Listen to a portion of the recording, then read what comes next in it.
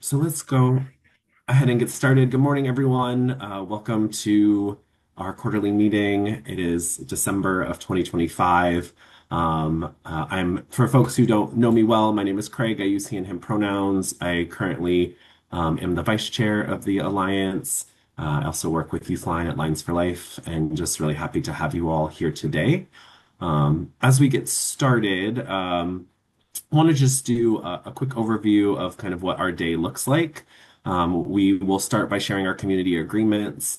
We'll then move on to an update for the Alliance. Depending on how that conversation goes, we may move into some breakout rooms, or we may move on to other Alliance business. There will be some breakout rooms at some point. We're hoping to continue providing opportunities for relationship building among folks who are in this space, which is couldn't be a hard thing to do when we're virtual and all over the state, but just trying to focus a little bit more on that. We have a really wonderful presentation from Clackamas County that we are excited to have happen. There will be a break in there, probably about 11. And then we'll have a YSIPP update from OHA for the kind of the second half of our meeting. So that's kind of the roadmap where we're headed today. As folks have been doing, please feel free to continue putting your name, pronouns if you're comfortable, organization affiliation in the chat. We're so excited that you all are here this morning. So we'll just keep forging ahead. Jen, if you can change the slide. One of the things that we are hoping to do is just to remind folks of our community agreements in all of our meetings. So both our quarterly meeting, our executive, as well as our subcommittee meeting. So I'm just going to talk through these pretty briefly. I do invite you to let me know in the chat. There will be some moments when I'm not speaking. If you would like me to clarify or expand on any of these agreements, please let me know. But the agreements that we currently have, and Jen has current there because we're working on these. The equity subcommittee is working on these right now. But for now, our community agreements are that we value being a community of care. So reach in to each other and reach out if you need support.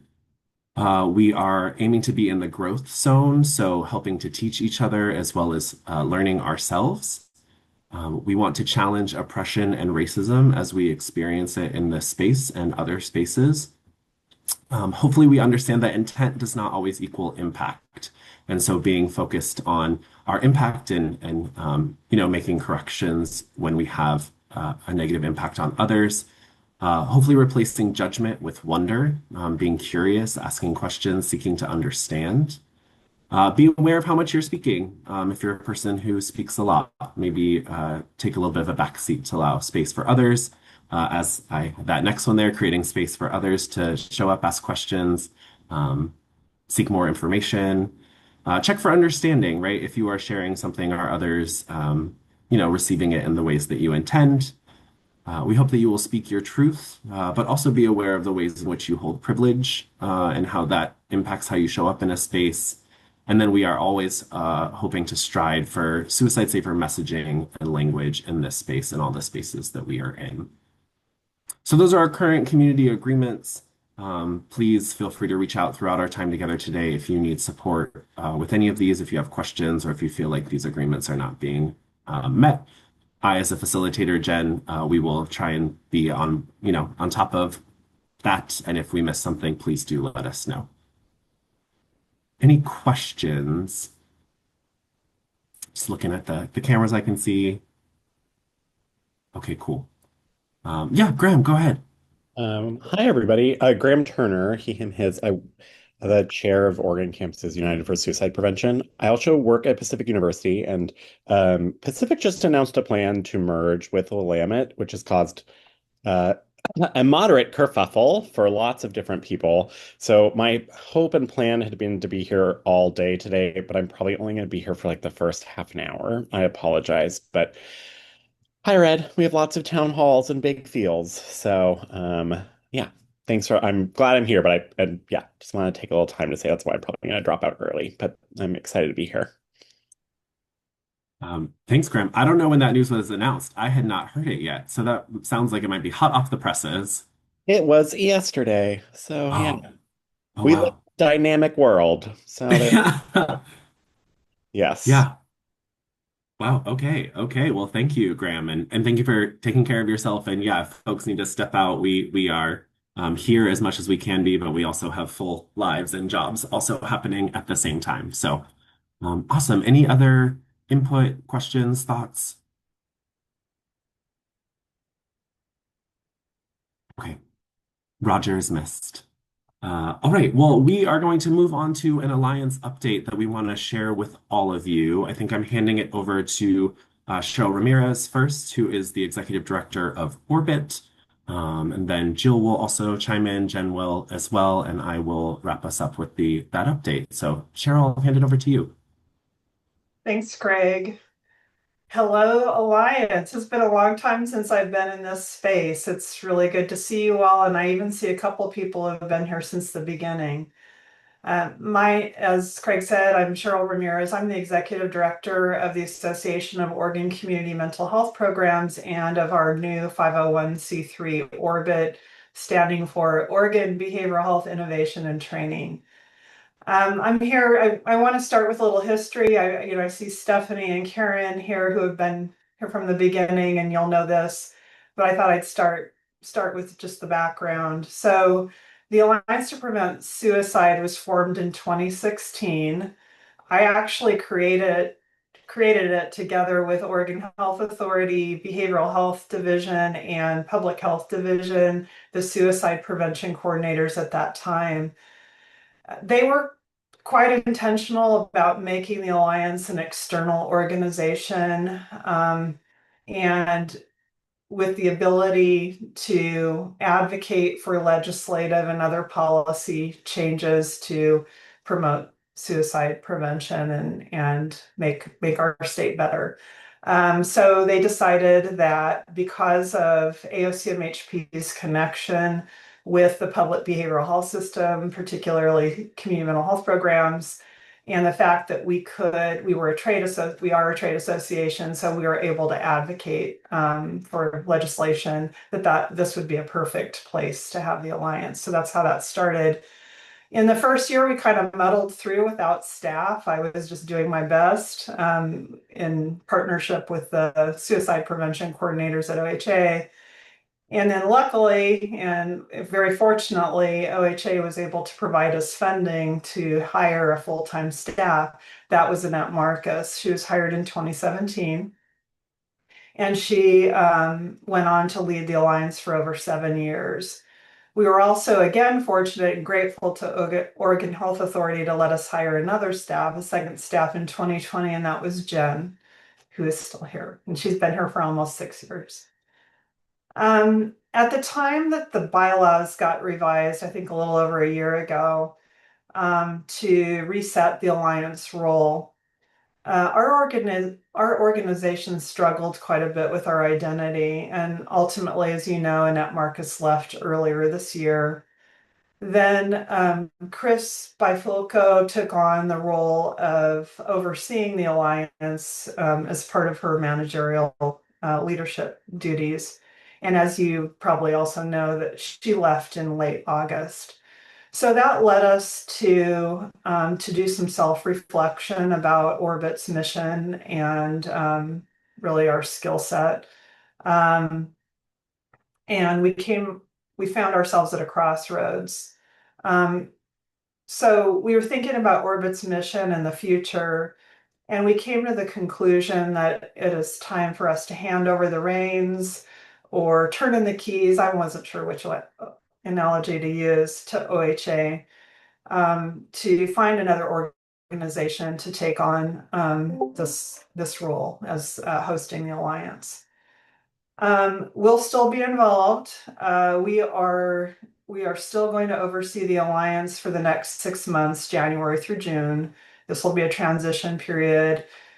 We are going to contract with staff to co-lead the Alliance with Jen, and hopefully have it in a good place for the next organization. I'll let Jen and Jill go into more of those details. We'll still be involved in the Alliance. We will retain after June 26th the Safe Storage Project, which we initiated and we're going to continue. we're fine continuing to do that. And then the coalition mini grants, those you may have already heard that announcement will come out, I believe, in January for the and kind of a request for proposals. And so then we'll move on with Orbit to build up our training programs and incubator initiatives, which we seem to be pretty good at. We'll be supporting the coalitions. We'll be doing communities of practice for our hardworking workforce in the public behavioral health system, which is what we feel is our particular niche and for Orbit. And so with that, I'm going to hand it over to Jen to say more. Thank you for the opportunity to talk about this. Yeah, I just wanted to yeah, just to reinforce the alliance is it's not staff, right? It's you all. It's the people who come and do this work and show up at our different subcommittees and at our quarterlies and are doing the work to move forward recommendations to OHA and just how we can improve suicide care, safer suicide care for Oregonians, youth and young adults in the state, and how we can just better support folks. And so the work is going to continue. It's going to keep going on. It will just have a different contractor attached to it for staffing purposes to be able to support you. There's been a lot of amazing work that's been done throughout the many years that when, like Cheryl was saying, for the last almost 10 years, like 9 years, that the AOCMHP has been helping to staff the Alliance. And I'm excited to see where things go moving forward. I think that things have been it's been hard for the Alliance, I think, for all of us to find kind of like our footing with the changes from DOJ and just some of those different pieces. And my hope is that with having maybe some new like staff faces around, like maybe that can kind of help just to with some stabilization of things and just to be able to help us get on a good footing to just feel like we're in the Alliance is in its space to be able to kind of keep just moving things forward and doing great work like has been done so far. And so I'm really thankful for the time that we've been able to work together and that I've been able to kind of help be a part of the Alliance. And Annette joined at probably the best and also hardest time. So Annette is now with us in this space together. But we'll still, yeah, we'll kind of be here through June, and then the hope is to be able to help the new contractor kind of have some overlap with that, just to be able to share some things with them, some of the history and some of the things that have been done, and then see if they have any questions for moving things forward. But again, like this, the staff attached to the Alliance, it really is you all, like who is the Alliance? Like you are that group and that body of folks who has been doing this really amazing work. So it's the work is still going to happen. It's still going to be moving forward. It will just have some different contracted staff attached to it. And I will pass over to Jill. Thanks, Jen. Um, we're all a little sad. I want to say that first. Like there's some grief there's a medium amount of grief in this conversation for me personally as a human and OHA.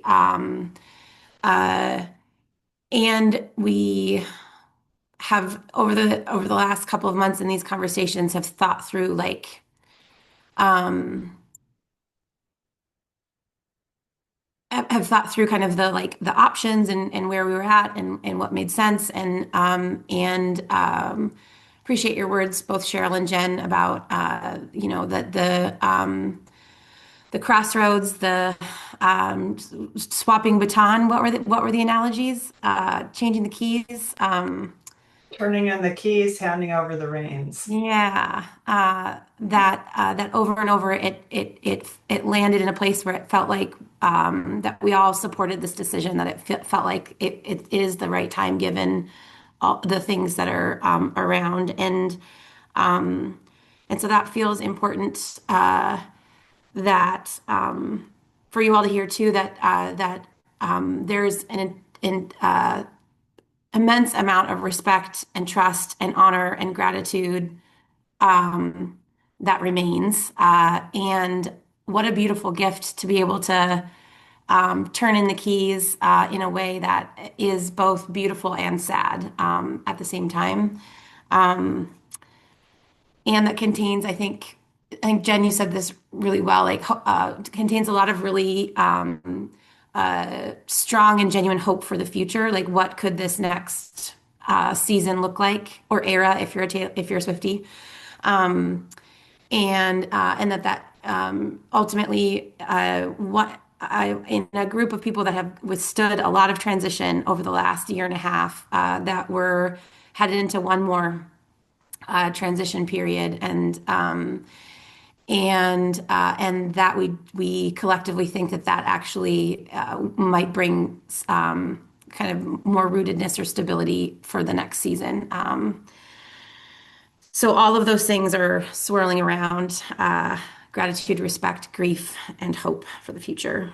And I just we'll find ways to do this over the next 6 months to try to make sure we're honoring the gift that AOCMHP as an entity and the humans of Cheryl and Annette and Jen and Chris and Lucina have put into making the alliance what it is. So stay tuned for some of those ways that will make sure that we can transition well and honor the just incredible legacy and gift that AOCMHP has given to this entity. As far as timeline goes, Cheryl said, their orbit will be posting a opportunity for a contracted staff to support Jen through January through June. And so if you know anybody who's looking for contracted work, that might be excellent to support the Alliance and support Jen for the next 6 months. Please let Cheryl or Jen know, and they'll make sure you get that opportunity. OHA will be posting a request for proposals. I think it'll hit those go through a system called Oregon Buys. So it'll post onto Oregon Buys in March with the goal of having it awarded by May to be able to start work in June, so that there'll be a month of overlap between the two for transition period. I'll work with the executive committee to show you what I've got in that for what we're asking for a contracted entity, and ask for some feedback around what's important to you all as an alliance as we're recruiting a new contractor for this work. And then once it becomes official and it's actually written, then we go radio silent for a while. But we'll make sure and get some input from the executive team, the executive subcommittee, about what's important to include in that posting requirement. And as always, if there are questions and concerns, and Craig will say this again here in a minute, but I think all four of us are interested and willing and open to any and all questions or uncertainties or frustrations or whatever is being held. With that, I'll pass it to Craig. Thanks, Jill. And thank you all who have shared so far.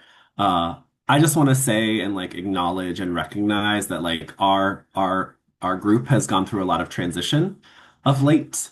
I think the last year or more, it's just been a lot of things. And so I feel like perhaps all of us, our like transition tolerance is quite low. And here's another thing, but we're gonna be okay. As Cheryl mentioned, as Jen mentioned, like this group is nearing a decade. I'm not sure what like a 10th anniversary. I don't know if it's like wood or silver or, copper, but perhaps we'll get like a tureen made out of copper if that's what it is. But we've been here. The Alliance does really, really important work. It has done really important work, and it will continue to do really important work. And as Jen said, right, that the Alliance is all of us. It's the staff are such an essential component, and so I don't want to undersell that. I don't want to under acknowledge that. And the work that we all do collectively is really, really important. And I know that all of us, I really care about the Alliance. I know that you all really care about the Alliance. We care about the work that we do and the people who we serve and we're supporting and helping, both in our individual work, but in our Alliance work. And so we'll continue through this. Um, I feel really solid about that. That yeah, we will keep going, and this space will continue to do the really important work that it does. And I'm just so thankful to all of you who are appointed members who are subcommittee chairs, who are on executive, who are folks who aren't those things and still come to this space and are connected to the really important work that the Alliance does. What I know, Diamond, thank you, Gordon. All right, I don't know if the Alliance budget has can accommodate a diamond related, maybe a very small one, perhaps a small diamond, but um, just wanted to say that the Alliance is so important. Our OHA colleagues will continue to be here. Um, Jen and AOCMHP and Orbit will still be connected to the work for the next 6 months in a big way, and then continuing after that with the mini grants and safe storage. So, our relationship is not done. The work it just is changing, and I will be here through it all, and I welcome questions and conversation and needs that folks have. More transition is here, and there are possibly feelings, but we'll get through it together. And just I hope I have said enough, and we will continue to say that you all are so important. The Alliance is so important, and so the work that we do will continue. Jen, Cheryl, Jill, anything I missed or anything you want to add? No, just wondering, does anyone have any questions or clarifications that they need or anything like that in this moment?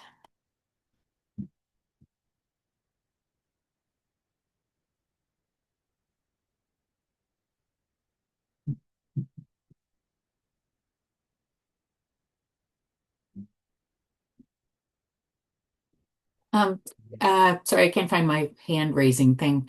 Um, is this going to interrupt like like the meeting schedule or what's the what are you envisioning the transition phase looking like? Yeah, so January through June, Orbit will maintain Jen as a full-time staff for the Alliance and a one-time 1.0 contracted staff. And then the month of June, we should have our new contractor as well. And so for a transition, um, I think over time we'll feel it out with you all also about about how much meeting schedules and times feels right, and so I think we will and OHA staff will back that up too. So if there's a need for facilitation or running the work of the Alliance, Shanda, Roger, Deb, Taylor, Megan, and I will also be available to help make sure things kind of go smoothly.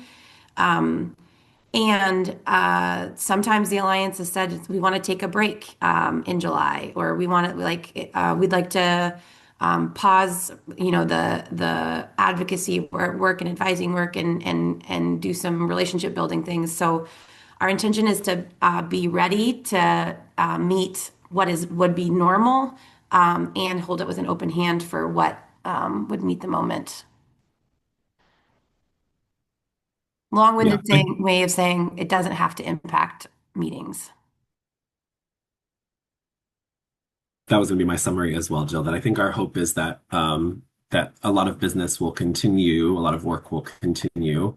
And we know, for folks who are appointed members, you have received some messaging about a retreat that we will hopefully be doing in January. And quarterly meetings will still occur. there has been there are plans to further, support and connect with subcommittee chairs. And so the executive committee and myself in particular, I think Marianne, who leads our equity subcommittee, is going to help as well, just doing some extra connecting with subcommittee chairs to make sure they have what they need around the work that's ongoing. So we did take a pause of subcommittee meetings in December. Um, and as Jill said, that perhaps we will pause in July again, like we did last year. But otherwise, I think our hope is that things are continuing on. And, we have Jen um, in a full-time capacity for 6 months. We'll have that contractor, and then hopefully there will be some changeover. And then by August, we'll have our new folks, our new staffers in. So hopefully we'll keep on keeping on. Any other questions, comments, thoughts?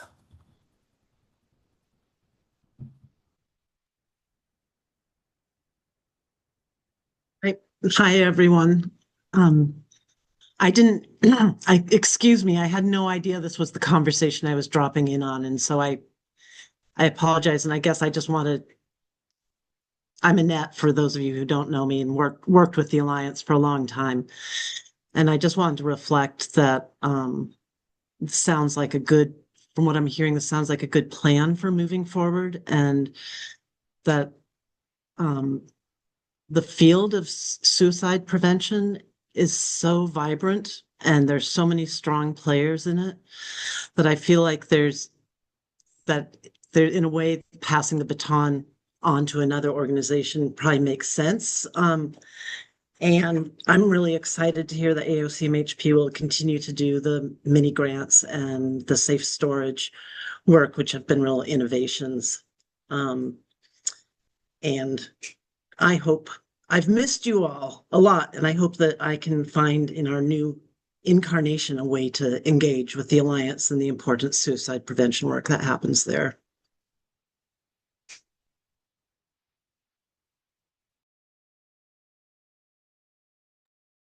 Thank you, Annette.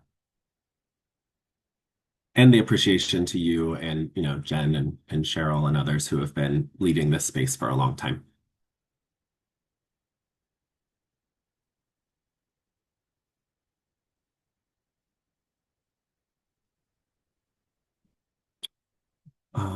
All right. Any other thoughts in this space?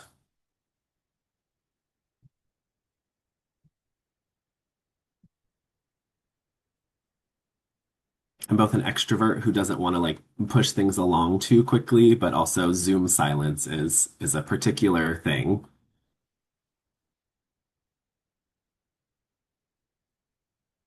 Okay. Jen, I'm wondering, what if we did one round of breakouts for like, yeah, I think maybe 10 minutes, and then we come back and do business. Does that sound okay? And what we want to offer is for folks who have more questions or maybe thoughts about this update and the transition that we just shared. Jill and Jen, myself and Cheryl can stay in kind of the main room, and you're welcome to stay here as well. But if folks don't need that, we were, as I mentioned at the beginning, hoping to just offer more opportunity for relationship building. And so just going to copy some questions we have for prompts and put it in the chat. Of course, it's not going to format well because that's technology. It's fine. Everyone's fine. Uh, just doing some quick formatting. We're nearing 6 years into this Zoom world, and things are still a little wonky sometimes. All right, I put some questions in the chat. Jen is creating some breakout rooms. Really, the goal here is just relationship building among folks who who do work with the Alliance, whether you're an appointed member, not. We just appreciate everyone who's in this space and who is connected to the work that we do. And so just hopeful to start building connections across the state that will hopefully make this space feel a little bit more comfy when we, have more folks that we know. So those are just some suggested questions in the chat. You are not forced to answer any of those questions. You can come up with different questions, perhaps you want to talk about the Willamette and Pacific merger if you too just heard about it. I just heard about it this morning. So, or if there are other things that are going on, we just want you all to get the opportunity to connect with each other. So, again, these you can use in the breakout room. Feel free to connect however feels good. And if folks want to stay back in the main space with any questions or comments about the transition, some of us will be here. And are you thinking with one around like 8 minutes in this room? Oh, sure, that works. Okay. Just gonna make one other change. Okay.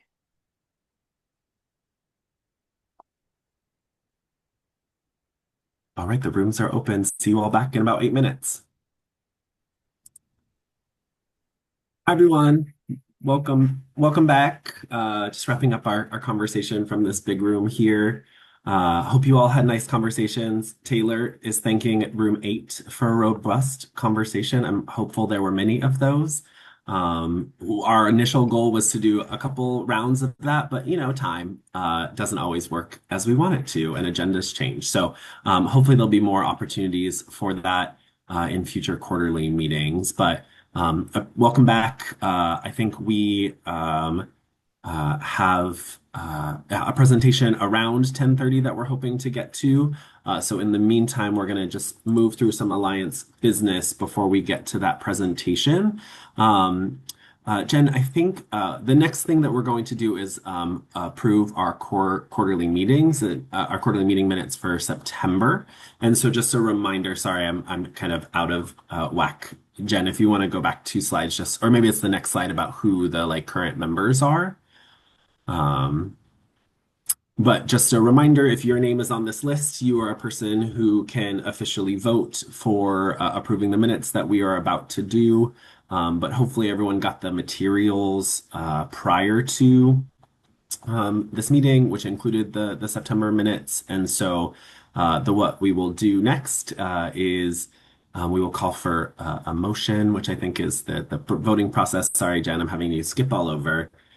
Just track if your name is on that list. Great. And so the voting process is appointed member makes a motion, someone seconds the motion, and then we offer any discussion needed, and then in the chat, you can put yay if you are in agreement, nay if you oppose, or abstain if you are neutral or do not want to cast a vote. So, Jen, just put the minutes in the chat. We can give 30 seconds if folks need to review those really quick. But when anyone is ready to make a motion, that would be great.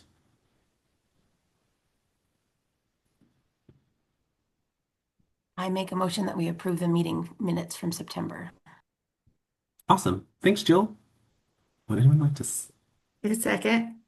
Awesome. Thanks, Angela. Mateo also would like to third the motion. Thank you. Awesome. Okay. Any discussion needed? And if not, all those who approve, if you could put yay in the chat. And then if you do not approve, put nay.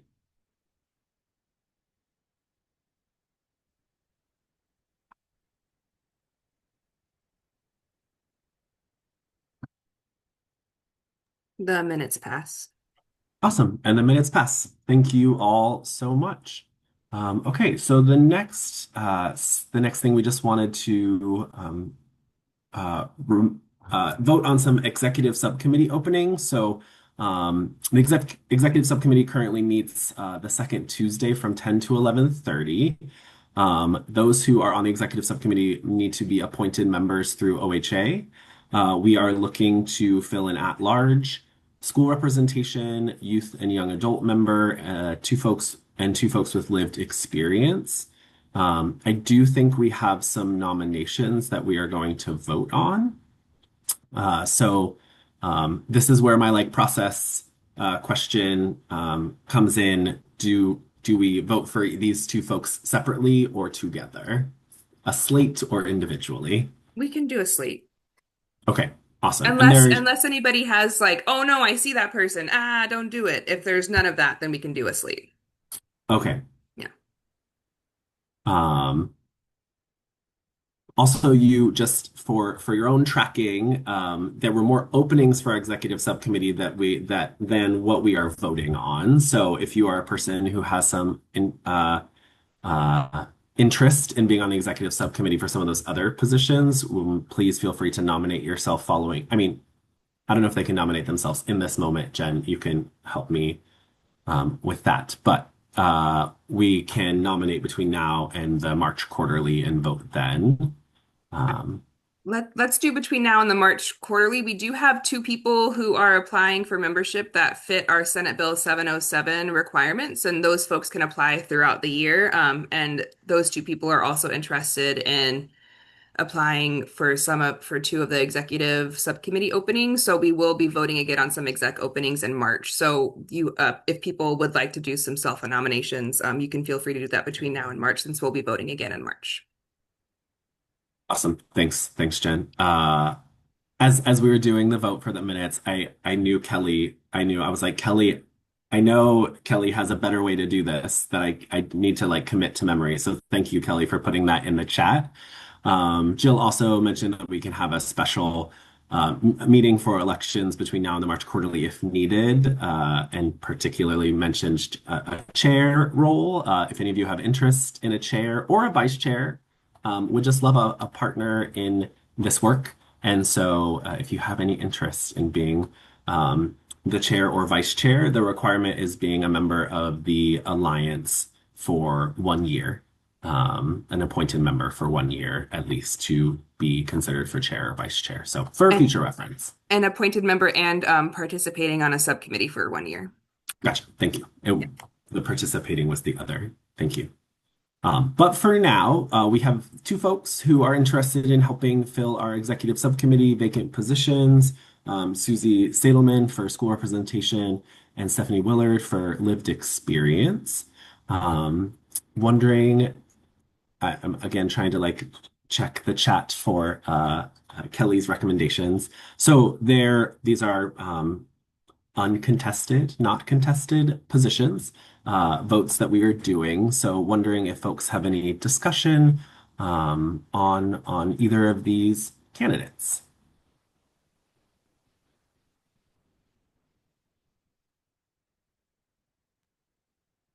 I would like to say Susie has been a part of the University of Oregon Suicide Prevention Lab and is connected to both Portland State University and the University of Oregon and is staff person for the Oregon Campuses United for Suicide Prevention.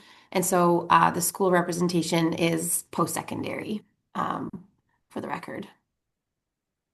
Thank you, Jill. And that is something that the Alliance has mentioned, like wanting to be able to kind of like do more in. So that's a good call out. So I appreciate you saying that, Jill. Also for Stephanie, I just want to add, Stephanie has been on our workforce subcommittee, I feel like probably since the beginning, and has just been a really great voice in that work. And I got distracted by the chat. So yeah, so Stephanie has been she's been doing really, really great stuff with workforce for a very long time and has been attending executive now that our meeting time has changed and it fits her schedule.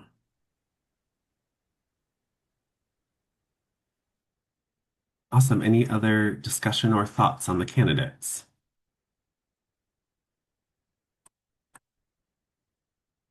Okay. I think Kelly is like giving us a script, which one, Kelly, we just appreciate you so much. So I think I'm supposed to say I'll take these two nominations by acclamation. So if you have any objection, I'll take that now.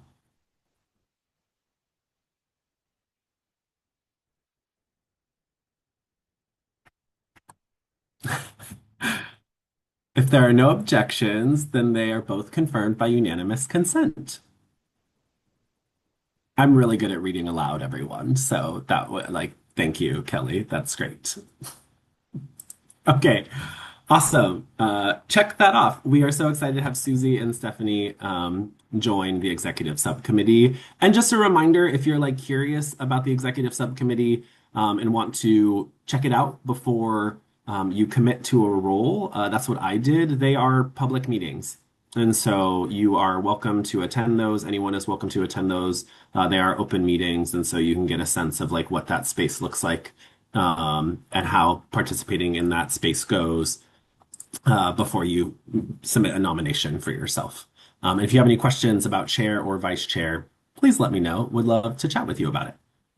All right, a couple more things, before we move on to our presentation. So just want to just check in. If you are an appointed member, you received an email with a doodle poll to attend an in-person retreat in Salem, in January.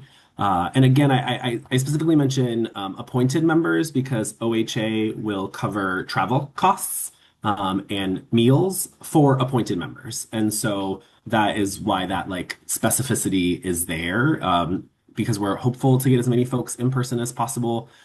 Um, and OHA will cover those costs. And so through the doodle poll, the date that we are tentatively landing on as the most that which had the most votes is January 22nd. It is a Thursday. We know that there are folks for a handful of reasons who can't travel to Salem. And so we are going to work hard to explore and offer a hybrid option. And so wanted to share that with everyone. Jen and I will send out an email with more information. But just wanted to, if you are a person who possibly could get to Salem, if you're an appointed member, just tentatively hold January 22nd, Thursday, January 22nd for that time. Our goal would be to have most of the day, to go through a variety of things, both kind of looking backwards, doing some processing, seeing where we are now, as well as planning for the future. So wanted to share that with you all so you can get that on your calendar. And feel free to reach out to me or Jen with any questions. And then just the one other thing before we get to our presentation that I wanted to share as an update. I will pause. I don't know if there are any questions about the retreat that folks would like to offer. Yeah, open up into this space. Um, I see Monica's hand, and Annette also put a question in the chat. Just a quick question, Craig. If we have a conflict for part of that day, will it be okay for us to just step out and meet and then come back? Yep, we understand that, yeah, people have, many obligations. And so, Thank you. yeah, we invite folks to be there as much as they can. And we want to offer the hybrid option as well, for folks who, yeah, can't physically get to Salem. So I apologize, scheduling all of us for a single day is an impossibility. So we like appreciate as much as people can be there. And we will appreciate y'all's input and involvement as much as you can. And for folks who can be there in person, that'll be wonderful too. So Jen and Jill with Linda's support, connecting with Orbit, we will do more planning. So you will hear more from us about the retreat, but wanted to get that date held on your calendar. Okay, and then any other questions?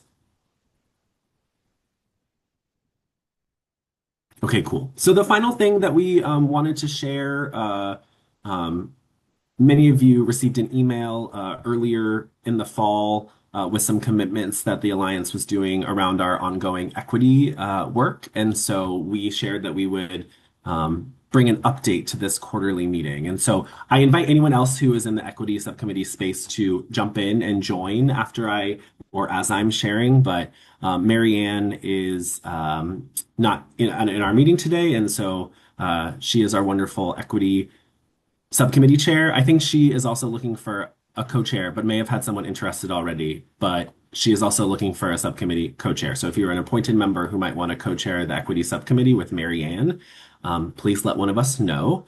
But the work that we've been doing in the equity subcommittee, first, as was kind of indicated at the very beginning, that we have a current set of community agreements, and the equity subcommittee is currently looking at those and reviewing those and seeing if there are ways we can expand on them, maybe simplify the language, ensure that they are, doing what we need them to do for our space. And so that is an ongoing process that we are, making moving forward on. The other thing that we have talked about is that because we are an advisory to OHA, there is a formal process. Like if something happens in our space, um, uh, related to certain communities or groups, like there is a formal process that might have to occur through OHA.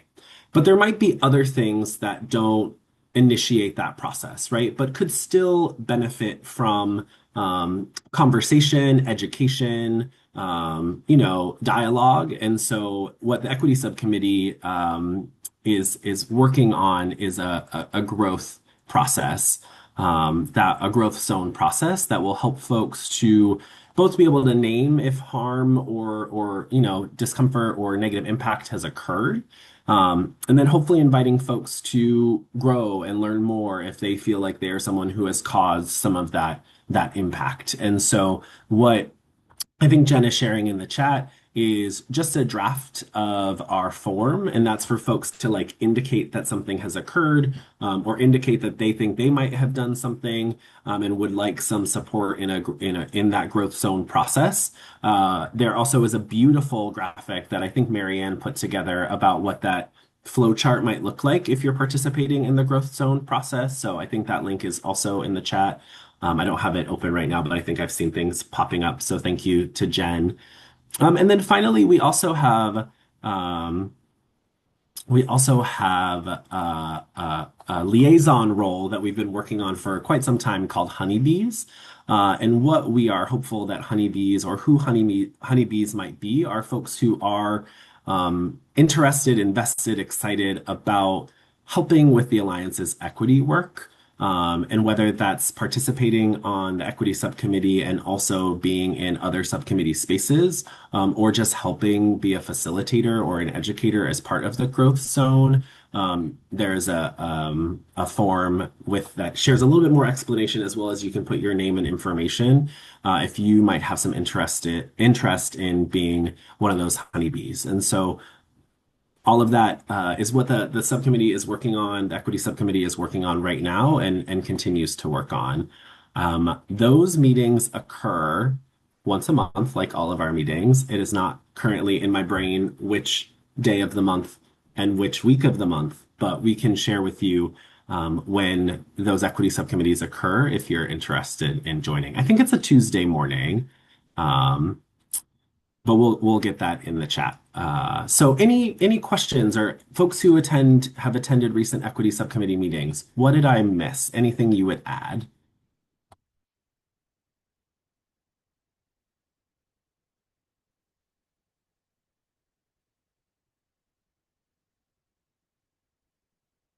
I'm not seeing any hands or unmuting, which is totally fine.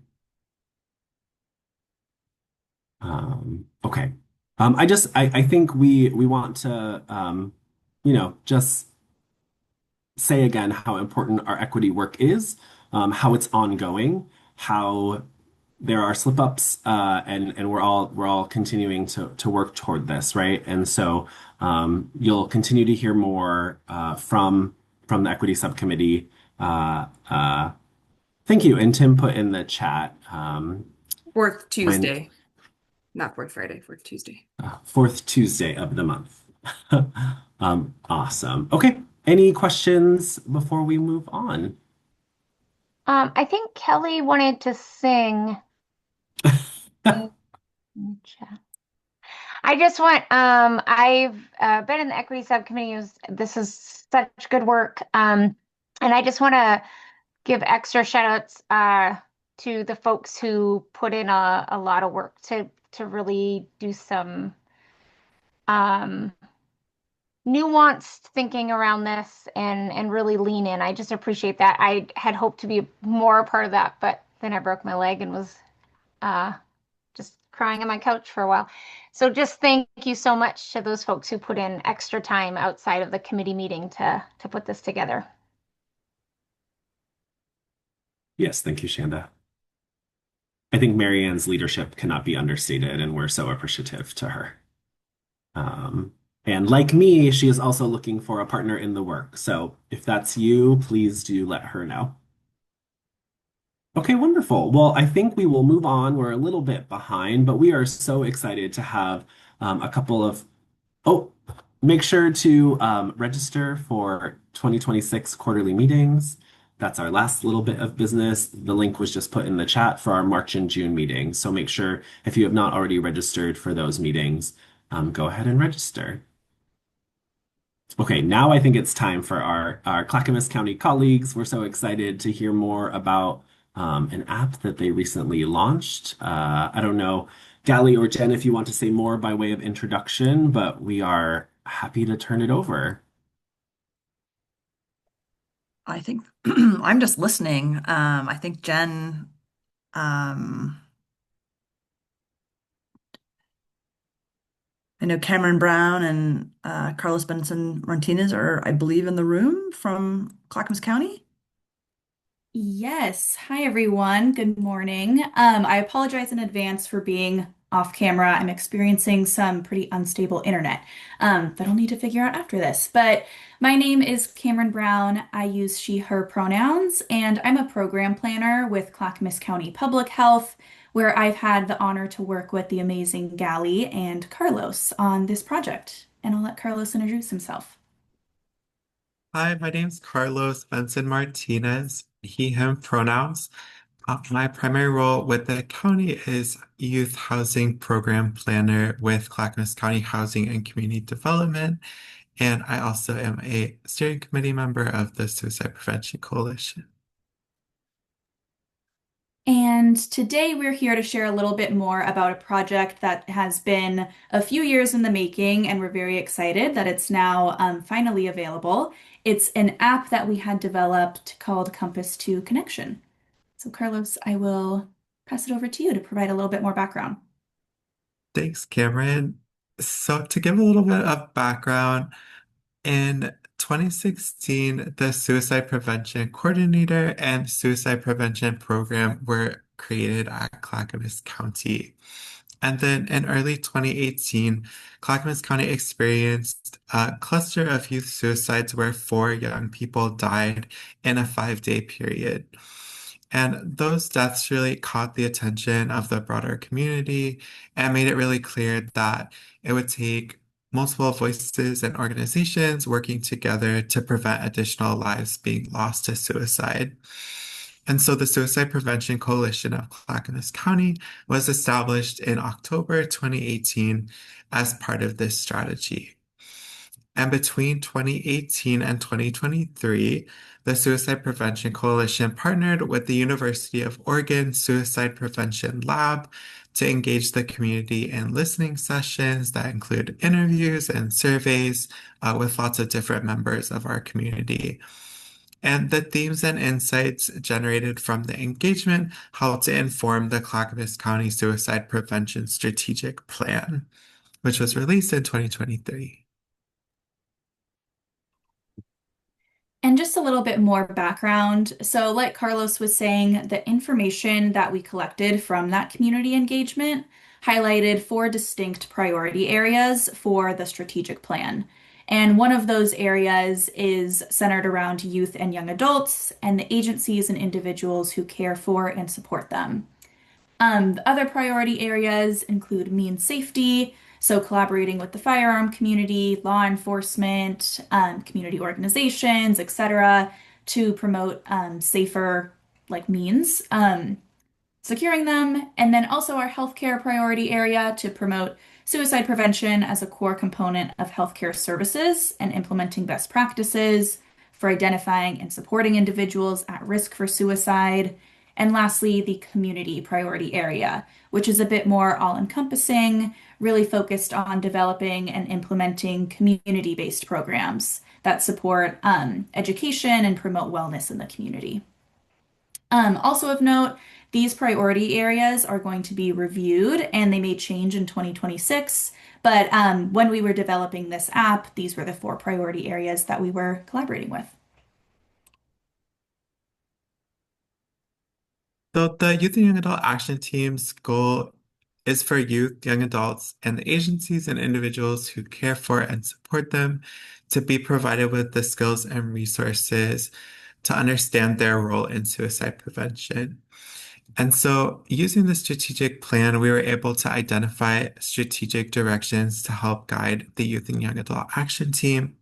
And some of those strategic directions included increasing awareness of how to identify a peer who may be struggling, how to be of support, and when to involve a trusted adult.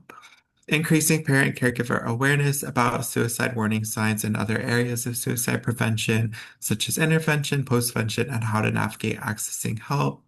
Improving safe transitions from hospital to home and school, and increasing the utilization of prevention strategies such as the universal suicide risk screening and early prevention curriculum.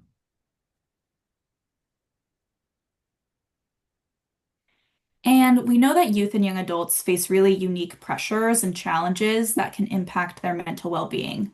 A lot of young people are dealing with the lasting effects of school closures and other COVID-related stressors, overwhelming pressure to figure out their future or get good grades, get into college, and overall just navigating life with their peers, their family, work, etc.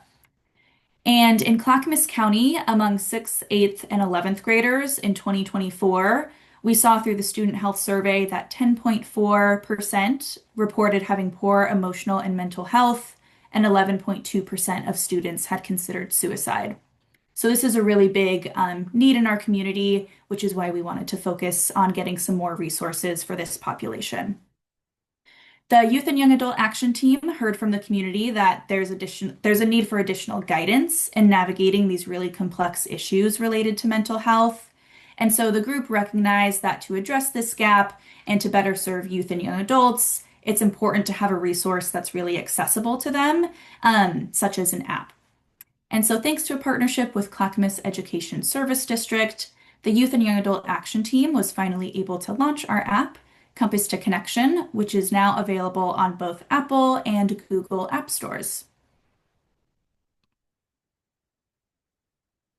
So Compass to Connection, our app, is a product of the Community Conversations and Youth and Young Adult Action Team leadership and combined efforts through the Suicide Prevention Coalition and with youth and young adults. And so our app Compass to Connection was completely driven and informed by the Clackamas County community, including youth, young adults, parents, and caregivers. And community input was prioritized from start to finish. And during the app's conception, we gathered our action team's feedback on what content could be useful for the app.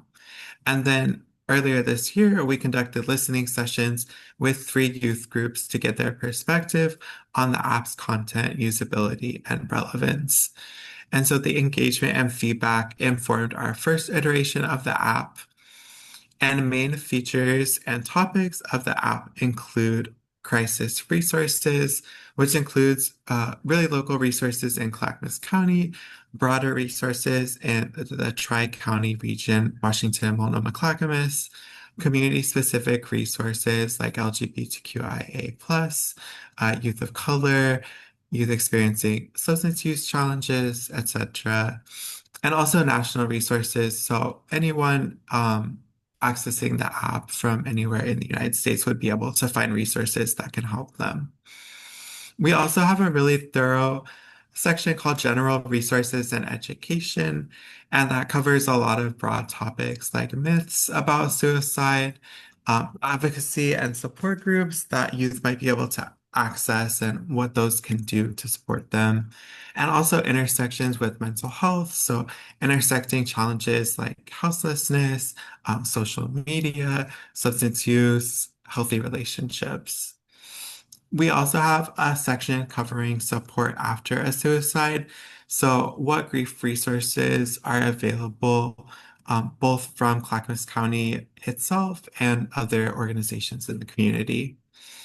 We also have some mental health conversation guides, and that includes tips for starting a conversation between youth and young adults, and also for parents and caregivers having a conversations with youth and young adults in their lives. And then we also have helping those at risk. So identifying the warning signs and risk factors for those at risk of mental health challenges and suicide.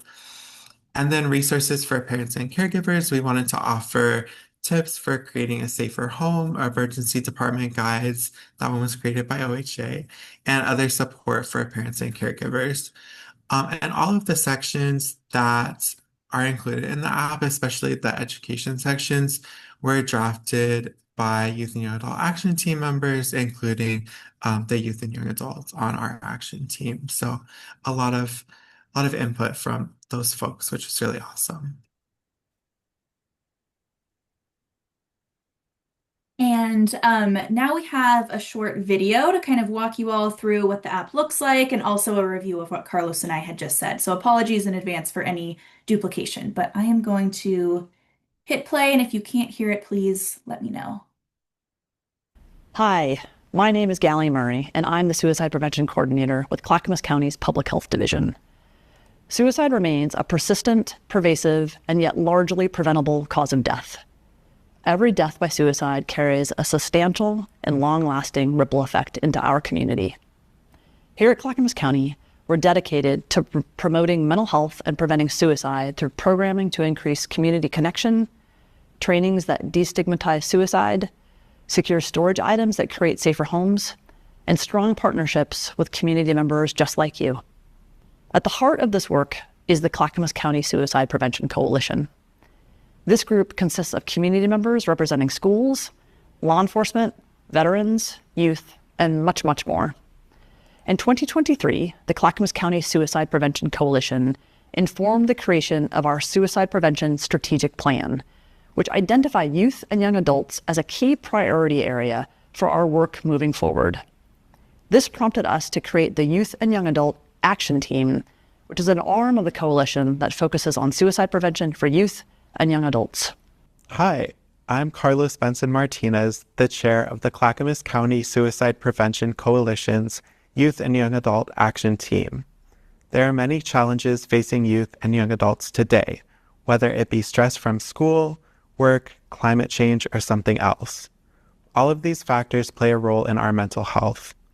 Unfortunately, navigating mental health and suicide prevention resources can be confusing, time-consuming, and at times frustrating. We heard this loud and clear from our community. There's a need for more guidance navigating complex issues related to youth and young adult mental health. The Youth and Young Adult Action Team is proud to have partnered with the Clackamas Education Service District to address this gap through the development of our app, Compass to Connection. Compass to Connection is an app for youth, young adults, parents, and caregivers in Clackamas County. It hosts a variety of resources and toolkits on topics ranging from crisis resources, local peer support and advocacy groups, how to talk about suicide, the risk and protective factors of suicide, support after a suicide or suicide attempt, and more. Here's a brief walkthrough to help orient you to the app. Welcome to Compass to Connection. When you open the app, you'll see a variety of resources and educational information. In the event you or someone you know is in a crisis, click on the Need Help Now section to access 24/7 crisis supports, such as 988 and the Clackamas County Crisis and Support Line. We also have information on other crisis resources, including those available in Clackamas, Washington, and Multnomah counties, or for specific communities such as LGBTQIA+ communities. For those looking to learn more about mental health and suicide prevention, check out the general mental health resources. We dive into topics such as what is suicide prevention and what is a mental health crisis. This section also includes some common misconceptions about suicide and how to address them. Of course, talking about mental health with our loved ones is important, but that's easier said than done. Take a look at our conversation guides for both peer-to-peer conversations as well as conversations between adults and youth. Compass to Connection also aims to support individuals at risk for suicide or who are grieving a loss from suicide. We encourage you to look through these resources to learn more about these important topics. Lastly, for those in need of additional accessibility supports, check out the accessibility section to learn more about how to change your device's settings to accommodate your needs. To submit feedback on this app, we encourage you to do so by clicking here. A huge thank you to Clackamas Education Service District for making this resource a reality. We hope you find it to be a useful tool for yourself and or for your loved ones. Check out the Apple or Google App Store to download Compass to Connection today. On behalf of the Youth and Young Adult Action Team, thank you for your dedication to promoting mental health and reducing suicide in our community. All right. Yeah, huge shout out to Gally and Carlos for being superstars in front of the camera. I know it's probably awkward seeing yourself on camera, but you both shone. Just a couple more slides and then we can open it up to some questions, comments, or conversation as time allows.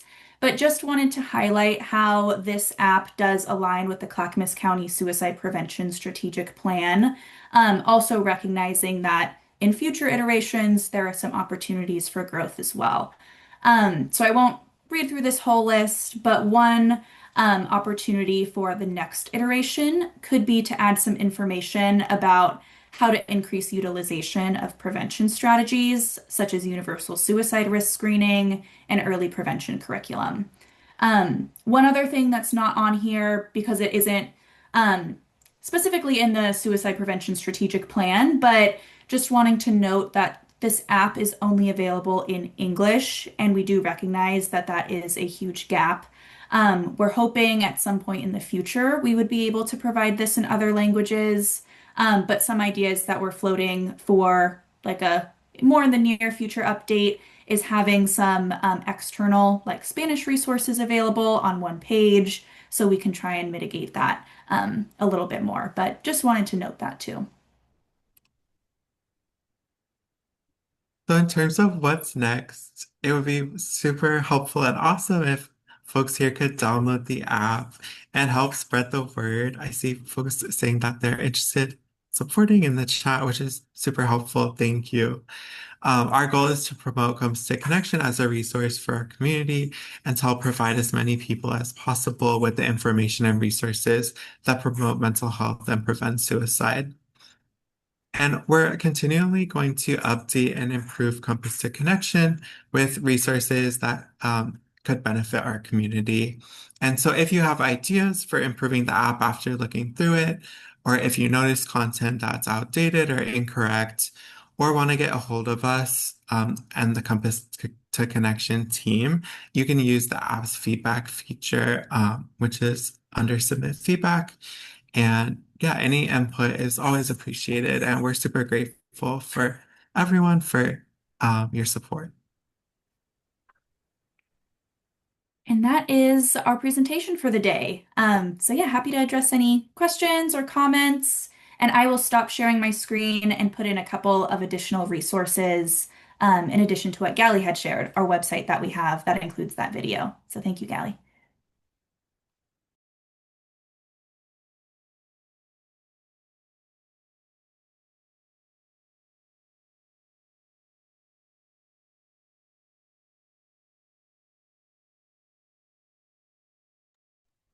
I just want to Oh, say, sorry, Craig. I just want to say thanks to Cameron and Carlos. I have had nothing to do with this app at all, except for just support it along the way. So this is Carlos has been involved since its very inception, like since the idea was conceived. This has been a labor of love for about 2.5 years. And so we would love, I put information in the chat, but although it is a Clackamas County app and it has lots of Clackamas County resources, uh, I would say probably 80% of the resources that are on there can be used anywhere. So please don't be shy about if you are not in Clackamas County, please don't be shy about encouraging folks to use this app. There's a lot of great resources in here. And also, big shout out to Deschutes County because your First Step app was really what motivated us to create our own app. here in Clackamas. So big shout out to Deschutes um, uh, for making that happen and kind of starting this whole thing.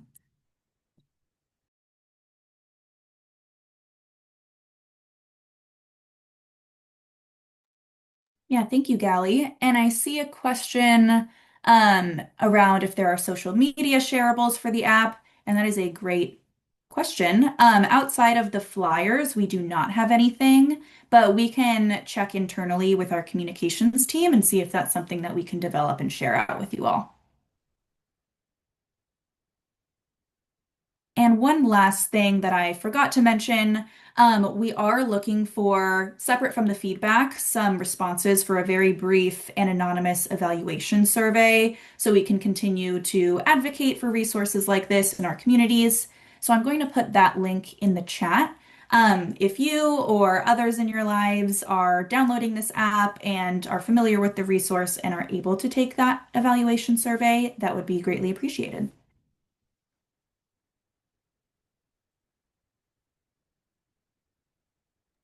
And also, I'll toss in if any of you are interested in creating your own app for whatever, I noticed Jill talked about the mini grant funding opportunities. Um, you know, Clackamas would be happy to offer our lessons learned. Um, we met with Deschutes County, we went with Caroline and other folks to ask them lessons learned. So if there's any information that we can help so people don't have to recreate the wheel, we'd be happy to share that information with you. Because we did learn some lessons along the way, just a few.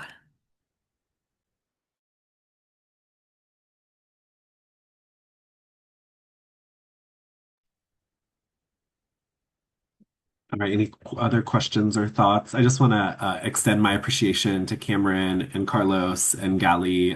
This is really great. Thank you for sharing, and thank you, Gali, for shouting out First Step. That also came to mind that I think we're really lucky and fortunate to have these resources in our state, and I think both are more applicable than just their own counties, and it's really wonderful when maybe smaller counties or smaller areas of the state are able to take advantage of those resources that perhaps they or their teams are not able to build. Because I can only imagine both the cost and the time that went into it. And Gali, thank you so much for your generous offer of checking in with folks who want to learn what you learned through the process and avoid some of those pitfalls along the way.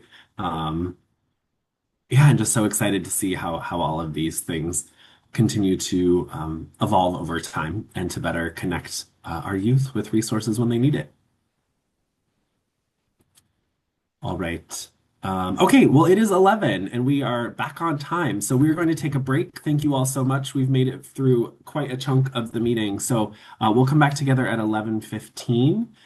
So enjoy a little time away. Take care of yourself, get a snack, get some water, take a little walk, and we'll see you in a little bit.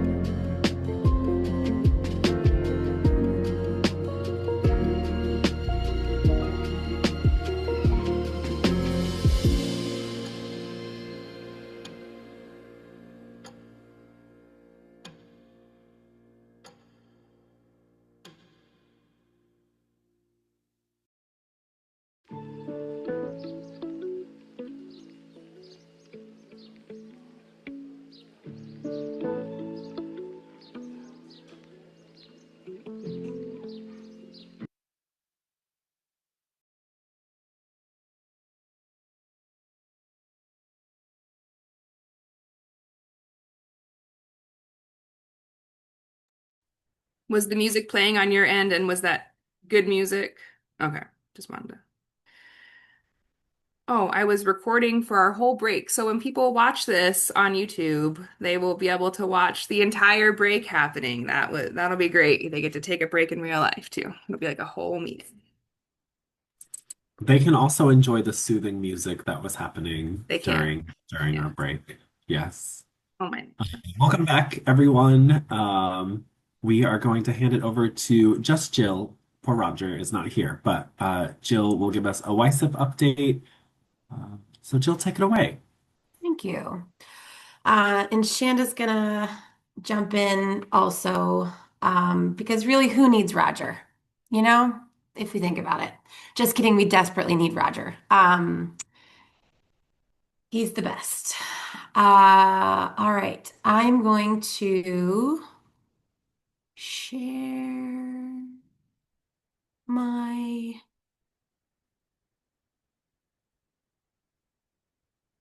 Oh man, I just had this moment of panic about how to share. That's hilarious. 1 minute, please. I got it. I know how to do PowerPoint.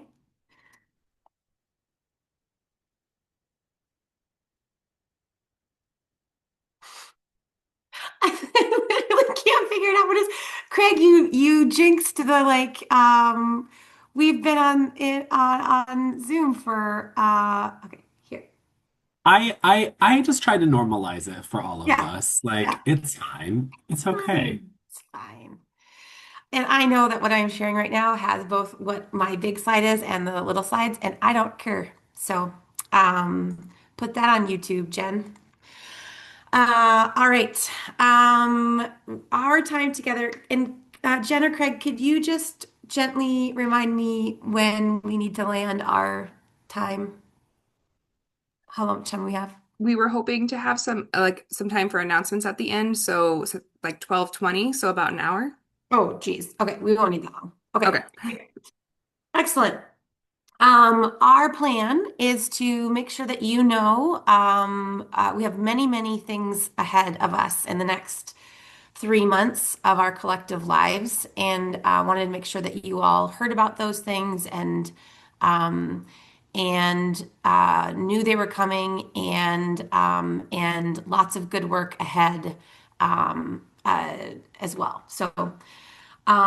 In that vein, before we get started, I would encourage all of us, OHAs, maybe it's all state agencies, but they have this like wellness bingo thing happening right now in December. And one of them is a challenge to ask people in meetings that you're in to group stretch. So I am right now asking all of us to move our bodies and lengthen our muscles either in our neck or in your face, uh, or a different kind of stretch if your legs or your feet need it. Shanda, not you. Stay put. You're probably going to need an upper body stretch.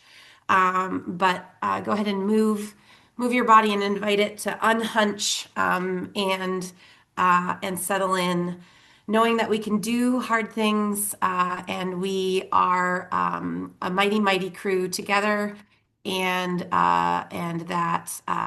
There's lots of things coming, so this could feel a bit exhausting as well. And I'm not watching the chat, so if something's happening in the chat, I trust that somebody else will interrupt me. Okay. This first section is about things coming your way. And so the next 3 months, there will be lots of things rolling out, getting launched, getting started. Jill, I'm just gonna pause really quick. I don't know if you want us to like see all the slides on the side. Yeah, I don't know how to fix it in this very moment, so I'm just Okay. yeah. Okay, great. Um, uh, does it stress you out? Is it stressing you out? No. Okay. It's No, just I like just wanted to make sure you like you knew what was happening, like that thing at the end where no one told you, and so I yeah. just want to make sure you knew. If there's broccoli in my teeth, do tell me. But this I don't care about. So yeah, thank you, Craig. I appreciate that. Jill, you could get rid of the this ribbon across the top would make it a little bit bigger. That do you know People do that can't see it or what? there? No, yeah, that would just make it a little bit bigger, but we can adjust our own screens too. Jill, if you hit that button on the far left that says from current slide, it'll put it in presentation mode. I know, but then I can't see it change. It's fine. Okay, is that good? We got it? Okay. These are things coming your way. Is it actually good now, people? Yeah, okay. It's good. Excellent. Two really big things in January. One, I'm going to actually do these in the opposite order. The YSIPP, the Youth Suicide Intervention and Prevention Plan, for the next 5 years, from 2026 through 2030, will be published.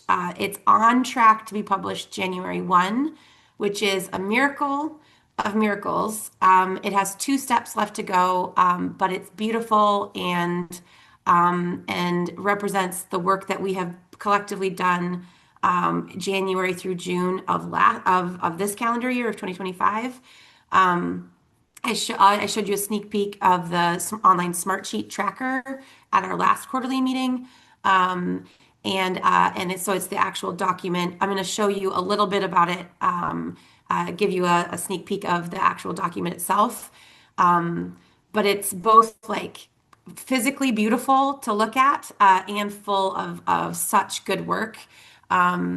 All of the work around cultural infusion shows up in this 5-year statewide plan. It represents work from you all. The Oregon Alliance to Prevent Suicide is highlighted in your YSIPP initiatives that you all submitted and approved. Representing the work ahead for prioritized work for you all over the next 5 years. It also has a highlight from the Oregon Department of Education and from the Black Youth Suicide Prevention Coalition as examples, and then links to the massive 400 plus some work of everybody, the collective all. So just as a reminder, the YSIPP. The current YSIPP that we're working under now sunsets at the end of 2025. You'll see a lot of the same work, just like the next right step of the same work. So we're not throwing out what we have done and adding all new, but it's the next iteration. I think Jonathan Rochelle is not here today, but just huge continued gratitude for him and his team at the University of Oregon for helping do. You'll see some really cool scans and recommendations around social media and sleep, and all of that was prep work done for the YSIPP 2630. I think committees probably will want to take a look at those sections of the YSIPP when it comes out. Chock full of really interesting information and the latest research on those 2 topics as it relates to suicide for youth. What else did I want to say about that? Oh, and one of the pieces that I'll talk through here in a little bit is the piece around having something that I'm calling the YSIPP 2630 simple view. So it's the framework of Oregon Suicide Prevention Framework and large buckets of categories that we are all working towards. And so in your suicide prevention coalitions or state agencies or whatever hat you wear, I'm hoping that it's a little bit more digestible for making actionable step forwards with your own lens. That was the goal with the simple view. And simple view is, in a relative term, it's still 14 pages of the 65-page document. So it's like simple-ish, nothing we do. Suicide's not simple, so solving it is also not simple. So do stay tuned to that. We'll shout it from the rooftops when it comes out. Really, really, really proud of it. I think I've never been more proud of something professionally than I am of this plan and the work. It's really, really good. And it's good because of the collective, because it's clear it's not one person or one entity or one state agency's work. It is Oregon's work. So do watch that or watch for that, and do know that it is 65 pages long, and I tried really hard to make it. My goal was under 80, so I nailed it. The second thing that's coming in January that you'll hear much more information about from our very own Jen Frega is the coalition's mini grants. So we did a round of these mini grants a couple years back, a year or so ago, and we're able to secure some one-time funding to have a second round of mini grants. Jen will announce those, have opportunities for question and answer. She's going to hold some office hours or webinar space for people to ask questions.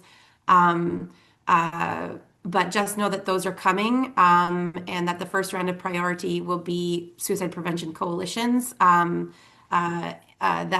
So it's defined in the same way that we defined it last time. So if your coalition received a mini grant last round, that you are also on the first round of prioritization for this round. And we think that we have enough in this bucket of one-time funds for about a $10,000 mini grant. So it is smaller than last time.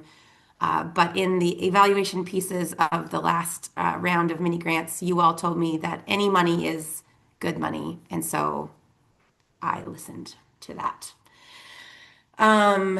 And again, it's not sustainable. It's one-time funding, and that support for coalitions continues to be in our asks for when we get the opportunities to ask for what does fully funding the YSIPP look like.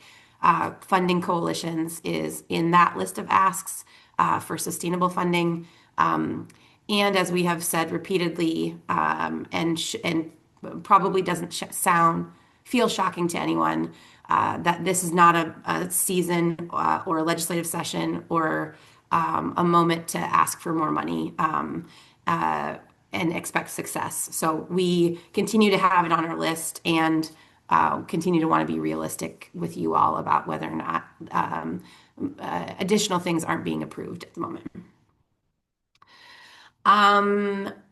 And so you might wonder where this money came from for these additional things. It was before this moment. That's how long state government takes to get something out the door. And so in this case, it is working in our favor. In February, you might remember at the last quarterly meeting, I talked about a culturally specific suicide prevention. OHA was awarded $1 million in new money in the last legislative session for culturally specific suicide prevention. We paired that with some other one-time funds that we could get, and so there will be a request for grant applications. I was hoping it would post in October, so this is the same thing that I was projecting for October. It is now being projected for February. I feel more confident about that February date. For the record, it's made it through a couple of steps that have great variability about how long they take, and now it is in a spot where I think we can realistically say February is when that will show up in Oregon buys. And I'll keep you all updated. That will post through. We'll send it out through the Alliance communications as well, through Jen's listserv and through Megan Crane's YSP listserv. If you're not on Megan Crane's listserv, do better. Maybe someone from OHA could put how to sign up for Megan's listserv in the chat. Any question? And I'm going to pause for a second. Any questions on January or February's list in this exact moment of time?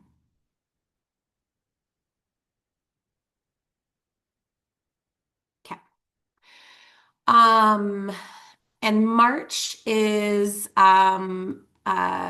normal. The first one there is normal. Every March we publish an annual report of the YSIPP. So it will include the work that we have done in the calendar year of 2025, and it will include an update from finalized data from the Center for Disease Control. And our goal is always to get that published by the end of March.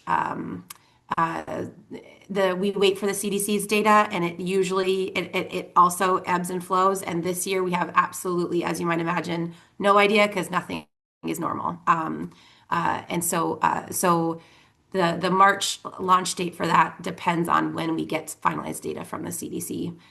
So I'll demand and appreciate grace on that if we miss that deadline.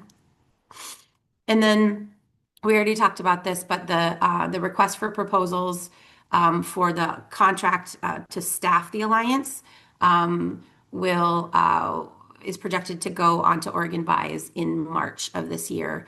And so that means that January and February is when I would be working with the executive subcommittee for some feedback on what pieces feel important to include in that staffing, to ask for folks to say how they would do those pieces. Any questions on any of that before I move along?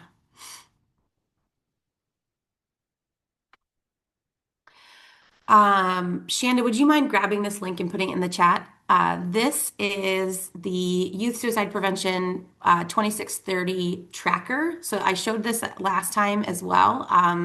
But if you haven't bookmarked it, please consider doing that on your devices. This is where all of the information from every single initiative and project that all youth serving state agencies, you all and all of your committees, and all of us at OHA's suicide prevention team put our initiatives into this tracker. This is where we'll update whether or not we're completed, in progress, not started, if things are behind or right on track. And Jonathan Rochelle and our OHA team will start working on implementation metrics as well. So there are some metrics in this spreadsheet, and we think we can do a few steps better. So we'll start that project around metrics in January. And so when the data and evaluation subcommittee gets back up and running, we'll be looping back and making sure we're staying accountable to you all in that process as well. Oh, thanks, Megan. Jill, Caroline asked about details. Do we have more details around the RFGA for culturally specific suicide prevention? There are 3 scopes of work in that RFGA. And so if people are interested in applying, they can apply to 1, 2, or all 3. And OHA, so if, and I'll explain them here in a second. So if you or your entity feels like you'd be an excellent fit for culturally specific evaluation, which is one of the scopes of work, you can just apply to that. Or if you or your entity wants to make a bid for all 3 scopes of work, you can do that. And so we will be awarding either 1, 2, or 3 grant agreements based on the scoring of those evaluations. The 3 scopes of work are Latin and Spanish suicide prevention coordination. So this will be a list of deliverables that kind of support weaving together the work around Latin and Spanish-speaking suicide prevention efforts, both in the Big River, but also broadly. Cultivating relationships with Latin and Spanish-speaking providers, community-based organizations, those types of things. Holding learning collaboratives, and those types of things for that culturally specific population and those who serve that culturally specific population. The second is culturally specific evaluation. And so that scope of work includes things like providing support to our culturally specific suicide prevention projects, like the Black Youth Suicide Prevention projects, some for the Latin and Spanish-speaking projects, and then offering support to any of our 9 tribes, NARA, for Native American, American Indian, Alaska Native suicide prevention if they want it. So an open-handed offer.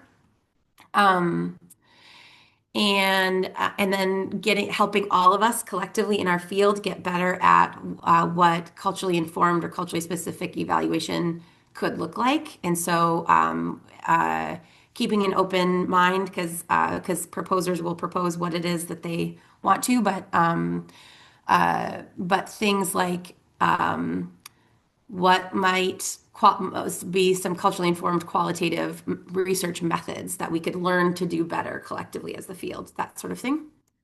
And then the third scope of work is culturally specific mini grants. So that it's a large, it'll be a large part of the overall dollar amount meant to be, but the proposer will be the kind of the house for developing the mini grant process.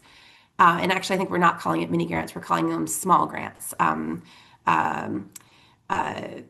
To basically further the work that is not Medicaid billable, that is culturally specific and protective. So, for example, our 9 federally recognized tribes in Oregon have a tribal best practices list that includes things like equine therapy and ceremony and other medicines that are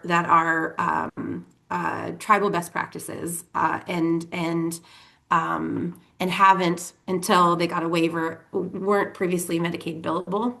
So thinking in that line of thought of what are the things, what are the activities and practices and programming that is treatment for suicide, culturally specific treatment for suicide, but isn't therapy, isn't and likely isn't Medicaid billable. So those mini grants will be the what's included in the RFGA, or the request for grant applications, will be for people to propose how they would administer those grants and to then actually administer those grants to culturally specific, again, providers, community-based organizations, etc. Did that answer the question, Caroline? Yes, thank you. Yep. Appreciate it. Yep. I do want to just say it feels really good to have this coming in this moment in time. I wish it had been in October like we had planned, and it feels good and right that we have that work loaded into our hopper for our suicide prevention work in 2026. Okay. Assuming there are no further questions in the chat that I can't see,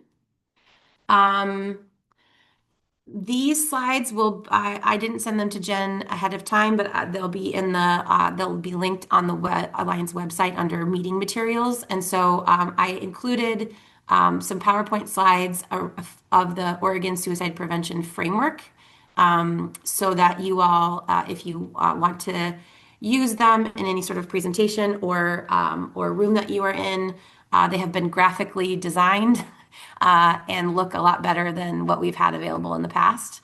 And so remember, and so the slides only right now have the English version of the framework itself, and then each section of the framework then is on its own slide after that. The YSIPP 2630 is all of the stuff embedded underneath these headers, underneath these sections. And so, for example, in 112 there under resourced coalitions, the big header is regional suicide prevention coalitions are informed and resourced to address their local needs and prioritized in a culturally infused way. The YSIPP 2630 simple view and the tracker online, if you open that up and find 112, you can see all of the pieces underneath of that, including, I think it's the 4, maybe the 5, it's the 5-number sequence one under resource coalitions. You'll see that OHA will continue to advocate for sustainable funding for suicide prevention coalitions. And so the next round of mini grants is again one-time funding that doesn't meet that need. We'll keep working on that. That we know that any funding is okay, is good and welcome. And what folks have repeatedly said is that they need to be able to count on it. And then I'm gonna move to, and so don't get dizzy. Just enjoy the graphic designs as I move through to lob to Shanda to talk a little bit about what some of the things that are coming ahead in YSIPP 2630 under postvention, which is in the orange section, starting in number 3.4. So if you're looking in the online tracker, you can also follow along there. Shanda? So when you, on your own time, sorry, hang on. Just a second. Can you hear my partner talking to my child behind me? No.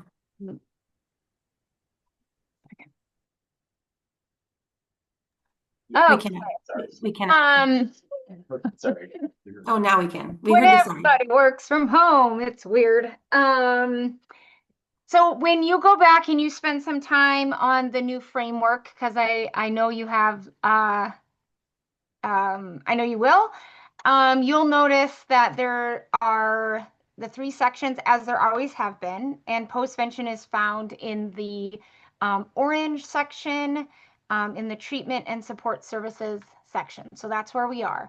And what you see on your screen right now are the 3 new foci for YSIPP 2630 in postvention. So I just wanted to take a minute because it's been a really powerful year in postvention work, and I feel really when we were talking about what we feel proud of or what brings us hope in this work early on in the meeting,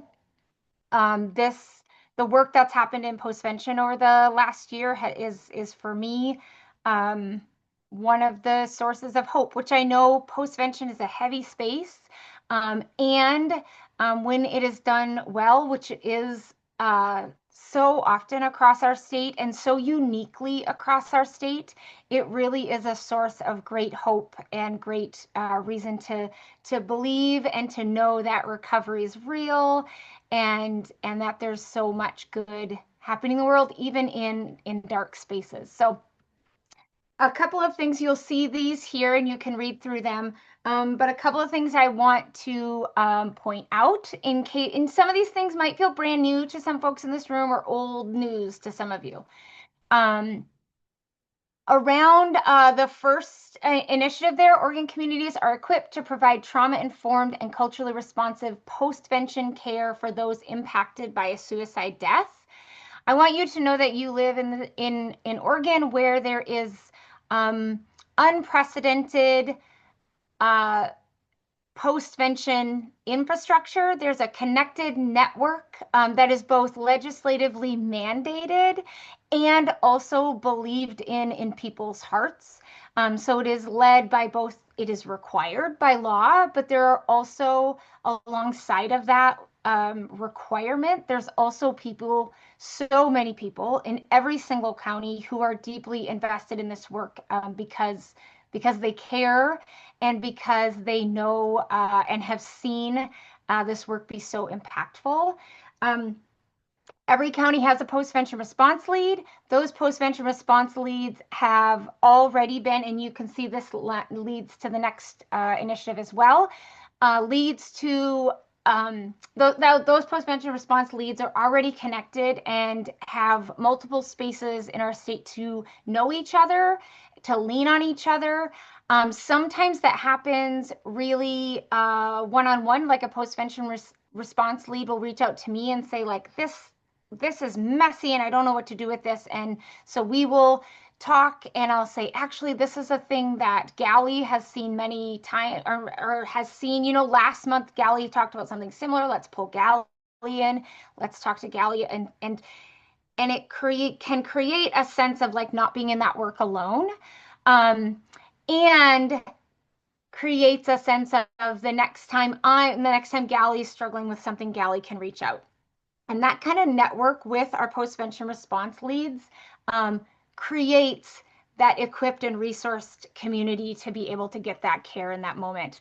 And our postvention response leads are just some of the best humans around, and have come up with such innovative work in their communities, have leaned on each other in powerful ways, and are really unafraid of asking the hard questions that make our system get better and better. It's not perfect. We all know that. And our post-vention response leads, one of the things I love about them is that they will bring to me things that they're like, this does not make sense, and the system needs to not be doing this anymore. In fearless ways, which continues to shape better and better postvention. And one of the ways that has happened, you'll see our third initiative is suicide fatality data is gathered, analyzed, and used for future system improvements and prevention efforts, because good postvention is prevention. And one of the ways that has happened because of our postvention response leads, because of our equipped and resourced communities, is that a while ago, many years ago, we started batting around the idea of psychological autopsy, which is a process of deep diving into suicide deaths to look at why someone has died the way that they've died when they've died, and start to get at like what was going on here and how can we know more in a way that creates better and better prevention. And so last year we launched our retrospective suicide analysis project with Matchstick Consulting. And I think this next year we'll want to bring them to do a presentation on their work specifically.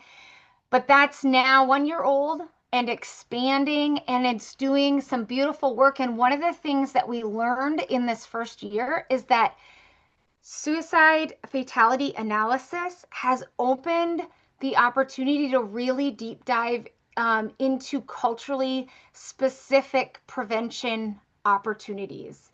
And so essentially, sometimes when we look at really specific communities or identities or cultures, those numbers, like the numbers are small. The impact is not small, but the numbers are small. So sometimes with the data, like the quantitative data, it's hard to know trends or look at that data without it's just so prone to misinterpretation. We know that, right?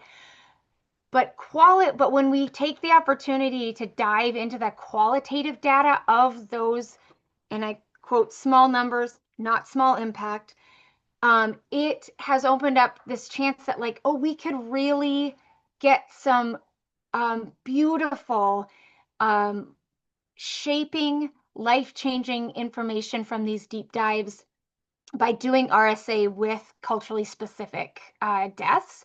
And of course, this is always done in when the family wants that. This is always done in partnership with the lost survivors, and only where invited by the lost survivors. But we are very excited about the ways in which families who have walked through that process have been able to say, like, to have the system come back to me and ask about what happened so that this my loved one's story can inform the suicide prevention world is so beautiful, and has been for those of us in this work is especially so when those folks are from a culturally specific space or from an identity that we haven't always been able to get at some of the most impactful prevention because they're quote unquote small numbers.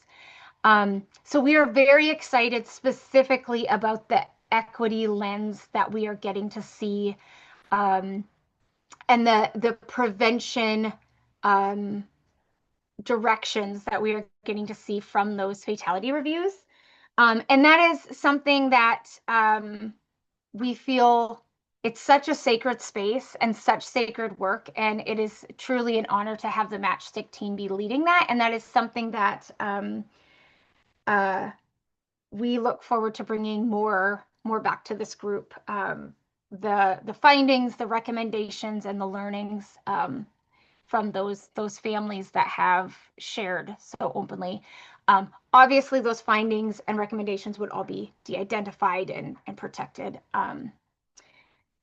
And then circling back up to that very first one, the equipped and resource communities, the last thing I want to name is that one of the pieces of that is, of course, our Connect Postvention training.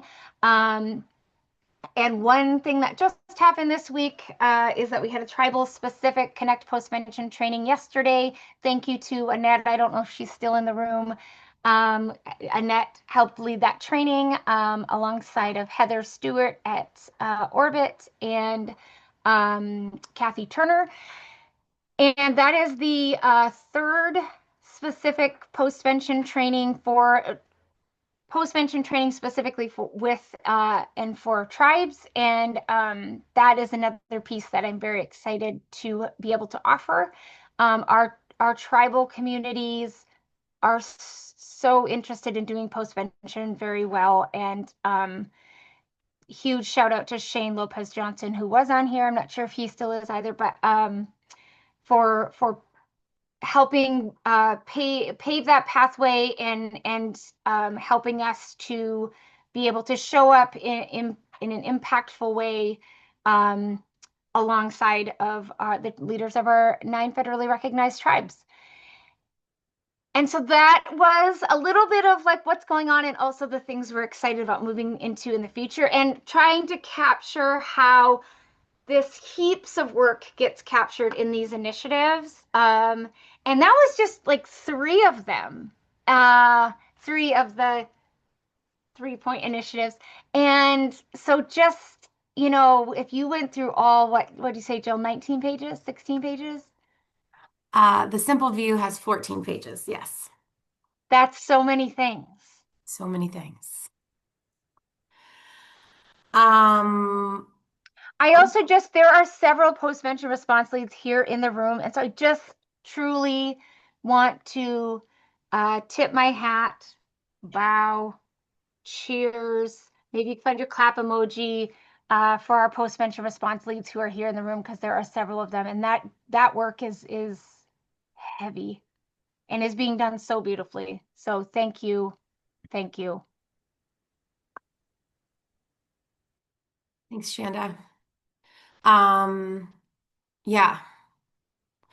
It's always a hard thing to decide how to talk about a 5-year statewide plan with over 400 individual projects in it and know what to highlight and where. So thanks, Shanda, for covering kind of the post-tension scene so beautifully and well. I want to remind you all the link to the 2630 tracker includes the ability to filter. So one of the strategies of condensing a giant heap of work into something that's more digestible is in this filter section of the smart sheet, that you can filter it if you want to know everything around Big River, everything that we're doing 18 to 24-year-olds, everything that you all named that you wanted to do for the Oregon Alliance to Prevent Suicide. What's new that wasn't there before in YSIPP 2630. So all of that is available for you. These filters are built in for in the public view, so you can see all of those. The other place, just as a reminder that you can filter is on these 3 little dots in each section. And so if you're like, what do I want to know what we're doing for littles, though, those who are under 10 years old, you can certainly filter by any of those flags that are in that online smart sheet. Or if you're like, what does Noel Kennedy even do with his life? You can also filter by the lead humans. I guess that would be this column. You can choose an individual human that's flagged as a leader of an initiative.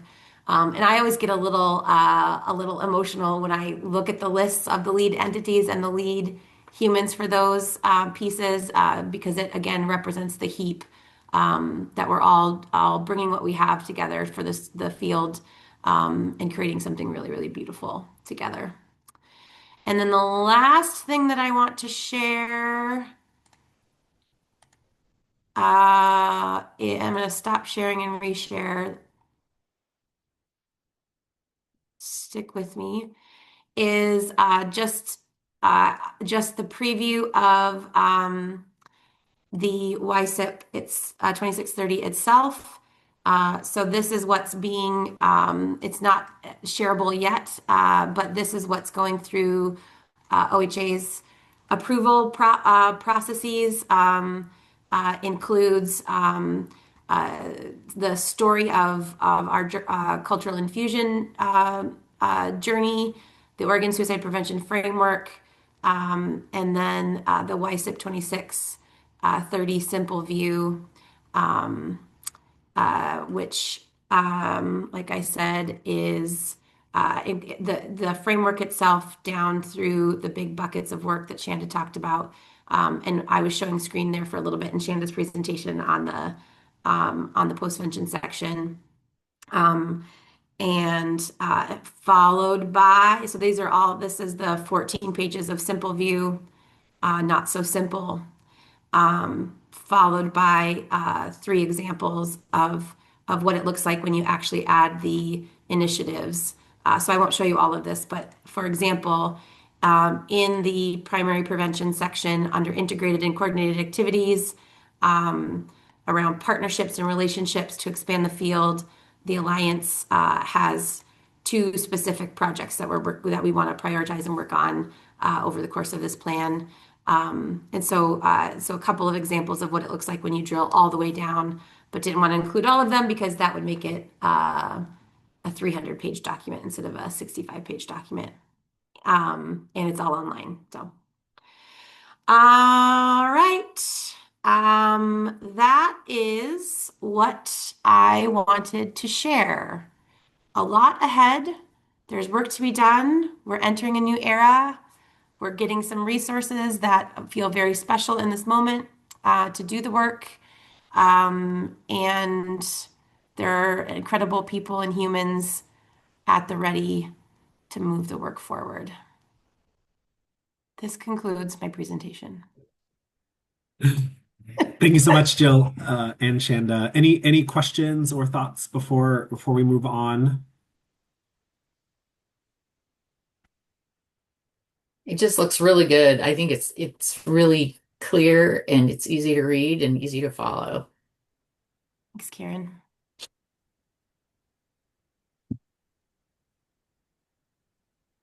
Yeah, I would just say it's so exciting to see that it's almost ready to go. I'm sure, Jill, it's been many hours on your part, but we have initiatives that we as the Alliance are responsible for. But I know that many of us in this room have separate initiatives through our organizations or our personal roles. And so just many thanks to everyone in this space for all of the work that goes into doing this really essential work for our state. I think Annette was sharing some kudos in the chat about how Oregon is doing versus other places. And so we're just very fortunate for our infrastructure and, you know, I know it's going to be a weird budget time for the state moving forward, and hopeful that there continues to be opportunities to fund this work for us collectively. So many things are true at the same time right now, and looking forward to doing this work together. Any last comments about the YSIP? Okay, cool. I think it's 11:59.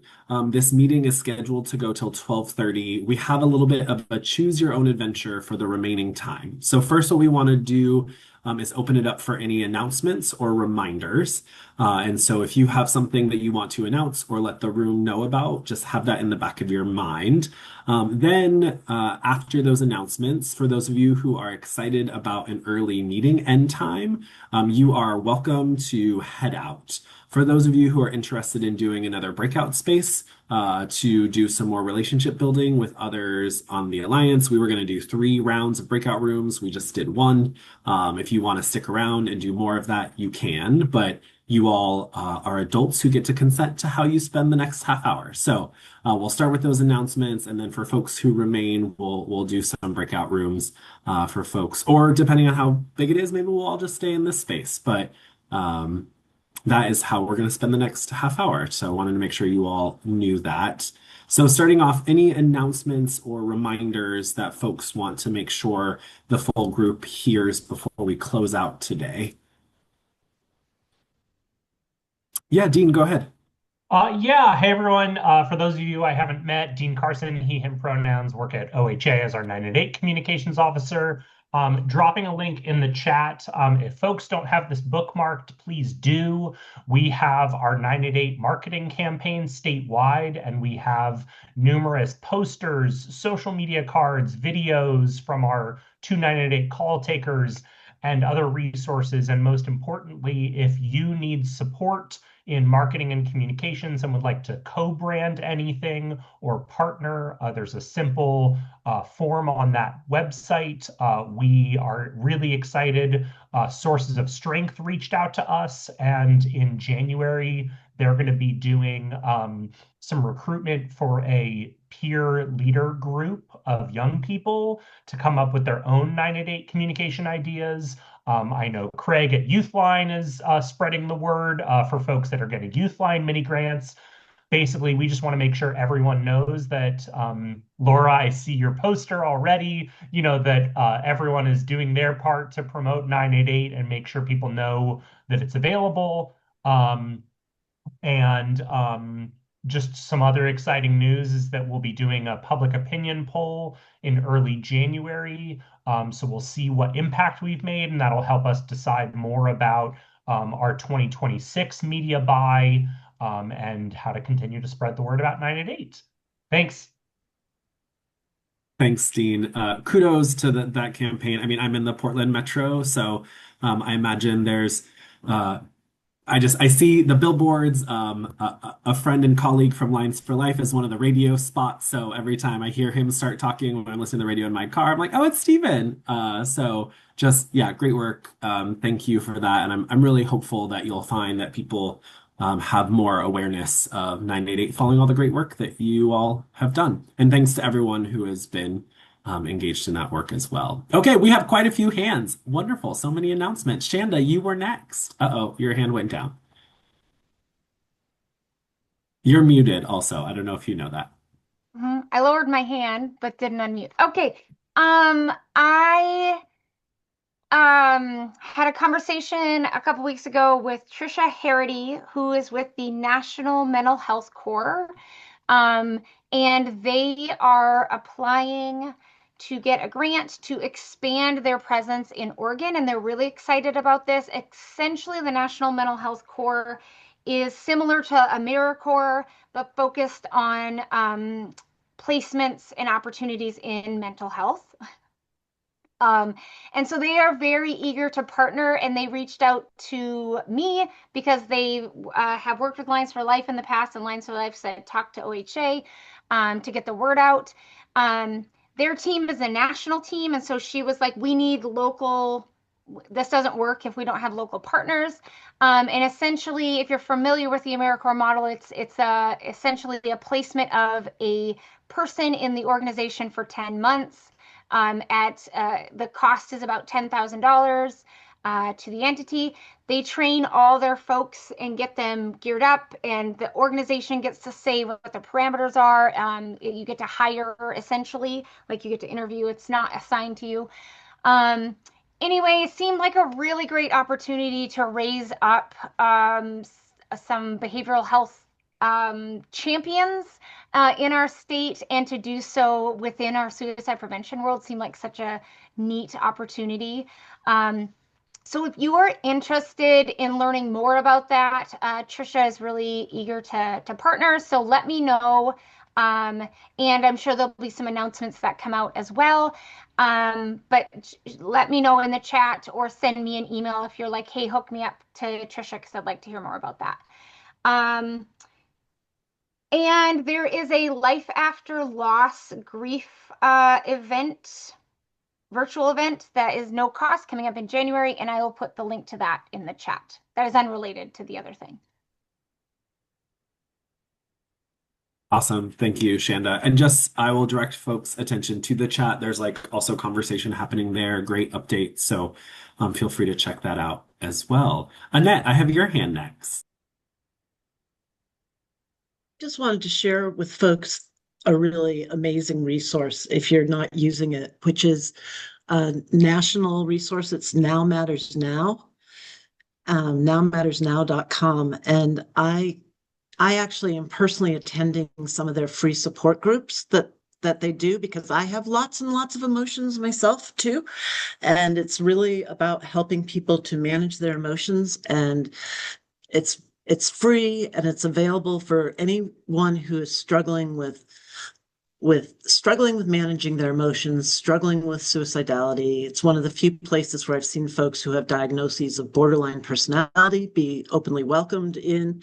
And it is teaching dialectical behavioral therapy skills, and it's growing and it's free, and it's just, I think, an incredible resource for us to share. So just wanted to share that out.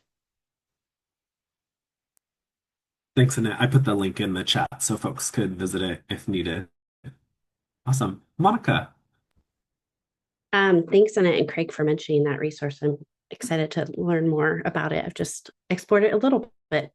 I wanted to share that YouthSafe is doing our next training of trainers, February 26th and 27th, and we'll be accepting 12 applicants for that. I am putting information in the chat that has a lot of information about requirements, application. I'm doing some info sessions if people are like, what the heck does it mean to be a YouthSafe trainer? So all of that can be found on that link. Thank you. Awesome. Thanks, Monica. Did you say that could be found online? Is there a link you could drop in the chat for us? Oh, it's already there. Yes, Just it's kidding. there. You did it. I'm so sorry. Thank You're you. good. Thanks. Angela.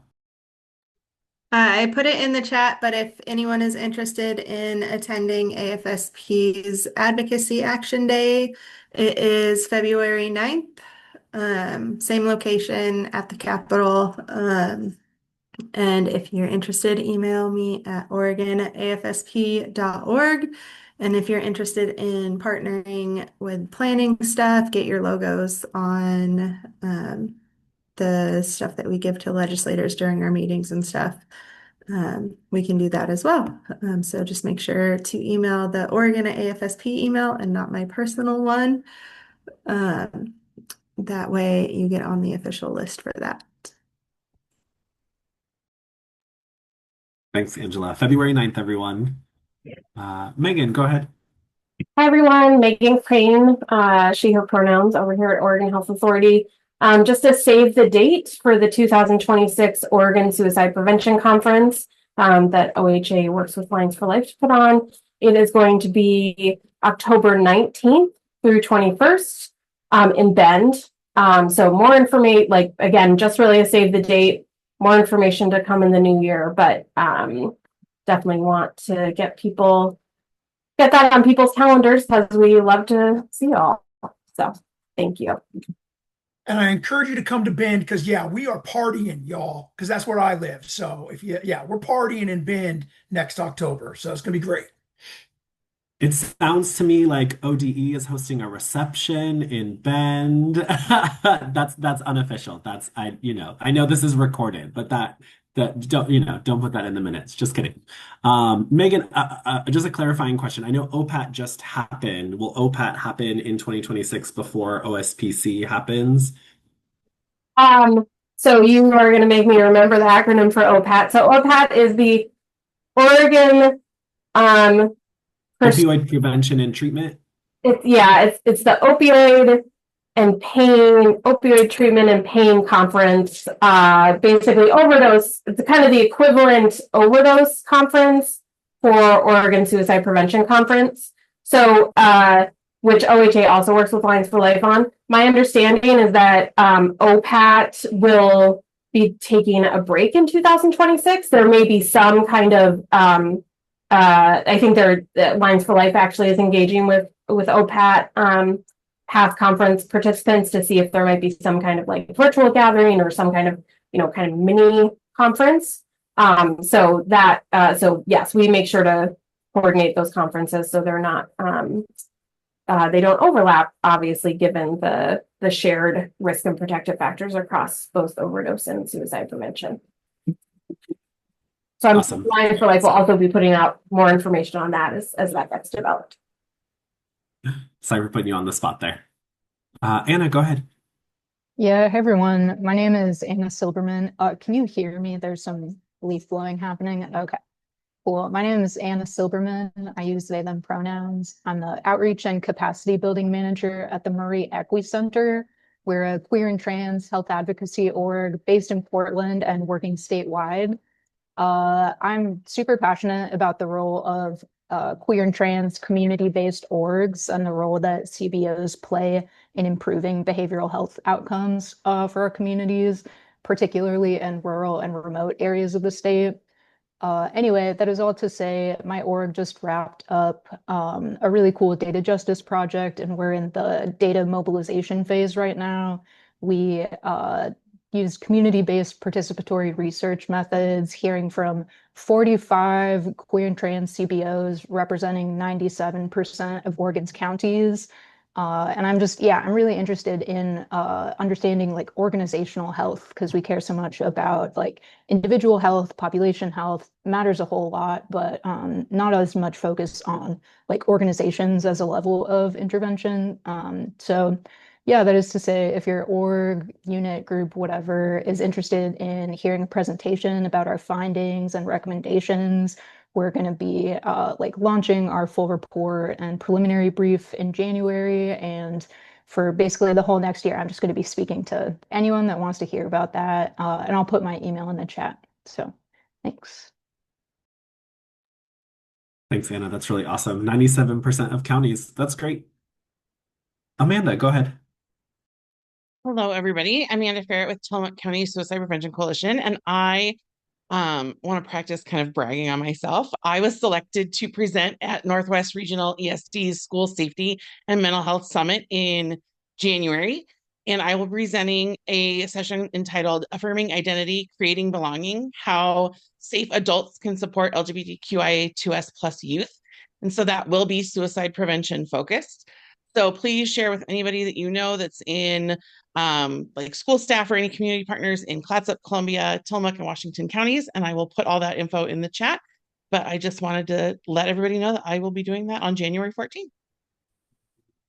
Yay, congrats, Amanda. That's awesome and such an important topic. So thank you for doing that, and I hope it goes well. Gordon, go ahead. Yes, Gordon Clay in Craig County. I want to applaud whoever bought the media on suicide prevention on TV. I saw it on the middle of the Ducks game on television, and I saw it on the middle of the Chiefs game. And that is, I know that's probably a local buy, and just probably Portland, etc. But I was very pleased with seeing that. That's a hell of a media buyer. So I want to applaud that.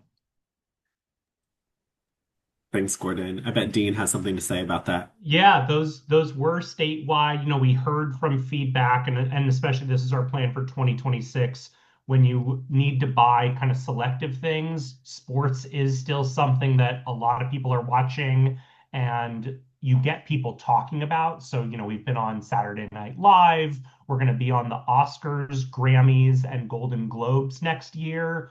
So even though we're going to take a little bit of a pause in our 9-a-day advertising with less of a budget, we're going to have these moments where hopefully people see an ad and they talk about it. They know these resources. We're going to be on the Seahawks game this coming Sunday and the next 2 weeks of Sunday Night Football as well. And if folks haven't been to the movies, there are a bunch of movie theaters playing 9-a-day ads right now. That's so great. Thanks, Dean. It sounds to me like we need to have some award show viewing parties for the Alliance because there will be 988 ads during them. And also, I really appreciate just like the kudos that are being offered as well as the celebrations. Like our work can be heavy, so it's so wonderful to have this positive energy going. So thank you all who have shared that. Mary, go ahead. Just a point for clarification before Mary goes, is the Oscar viewing party also at Knowles or is that a different location? It's Sorry. all at Knowles. My It's all wife Knowles. just Okay. walked in. She's got home from work for lunch for a second. I really hope she heard that because she's laughing really hard. Like, Hi, Carrie. I just wanted to add on to Amanda, who talked about presenting at the summit, Washington County Summit. I hope you all can join or enroll. I'm also going to present at the summit. I'll be presenting on the student suicide screener impact profile, which is a ripoff of Washington County's suicide fatality review that we did. That we did for many, many years here in Washington County. And what it is after a suicide screening is done in the school, there's a profile that the screener can then fill out without students' names or identifying data, but what impact factors are affecting that student. And it just allows us to get more quantitative and qualitative data on what's happening within our own little bubble, within our district, within our own schools, of maybe areas of focus for suicide prevention. So I hope you join. Thank you, Mary. What great announcements. That was awesome. Like it just kept going on. The like line of hands at the top of my screen was just really exciting. Any other announcements or things that folks want to share while we're all together? I think the reminders that I would offer is that Orbit will be looking for a contractor for 6 months for supporting the Alliance. There is the RFGA that will go out for culturally specific suicide prevention. There will be an RFP, RFGA, I'm not sure the right words, but for supporting and staffing the Alliance beyond June 30th, 2026. So many things coming just to be on the lookout for. Coalition mini grants will be happening. Like there's just a lot of really great stuff, and the YSIPP is almost here. Um, I think that's what we have. So as I mentioned, if you are a person who wants to take 13 minutes and not to be here, but to eat lunch, take a walk, please feel free to depart. We'll stick around for a little bit. If there's a critical mass of people, we will connect, have breakout rooms. And if not, we will see you in March for our next quarterly meeting. And don't forget to register for the March and June meetings in 2026. But appreciate you all so much. Thank you. Jen, will you stop the recording also, please?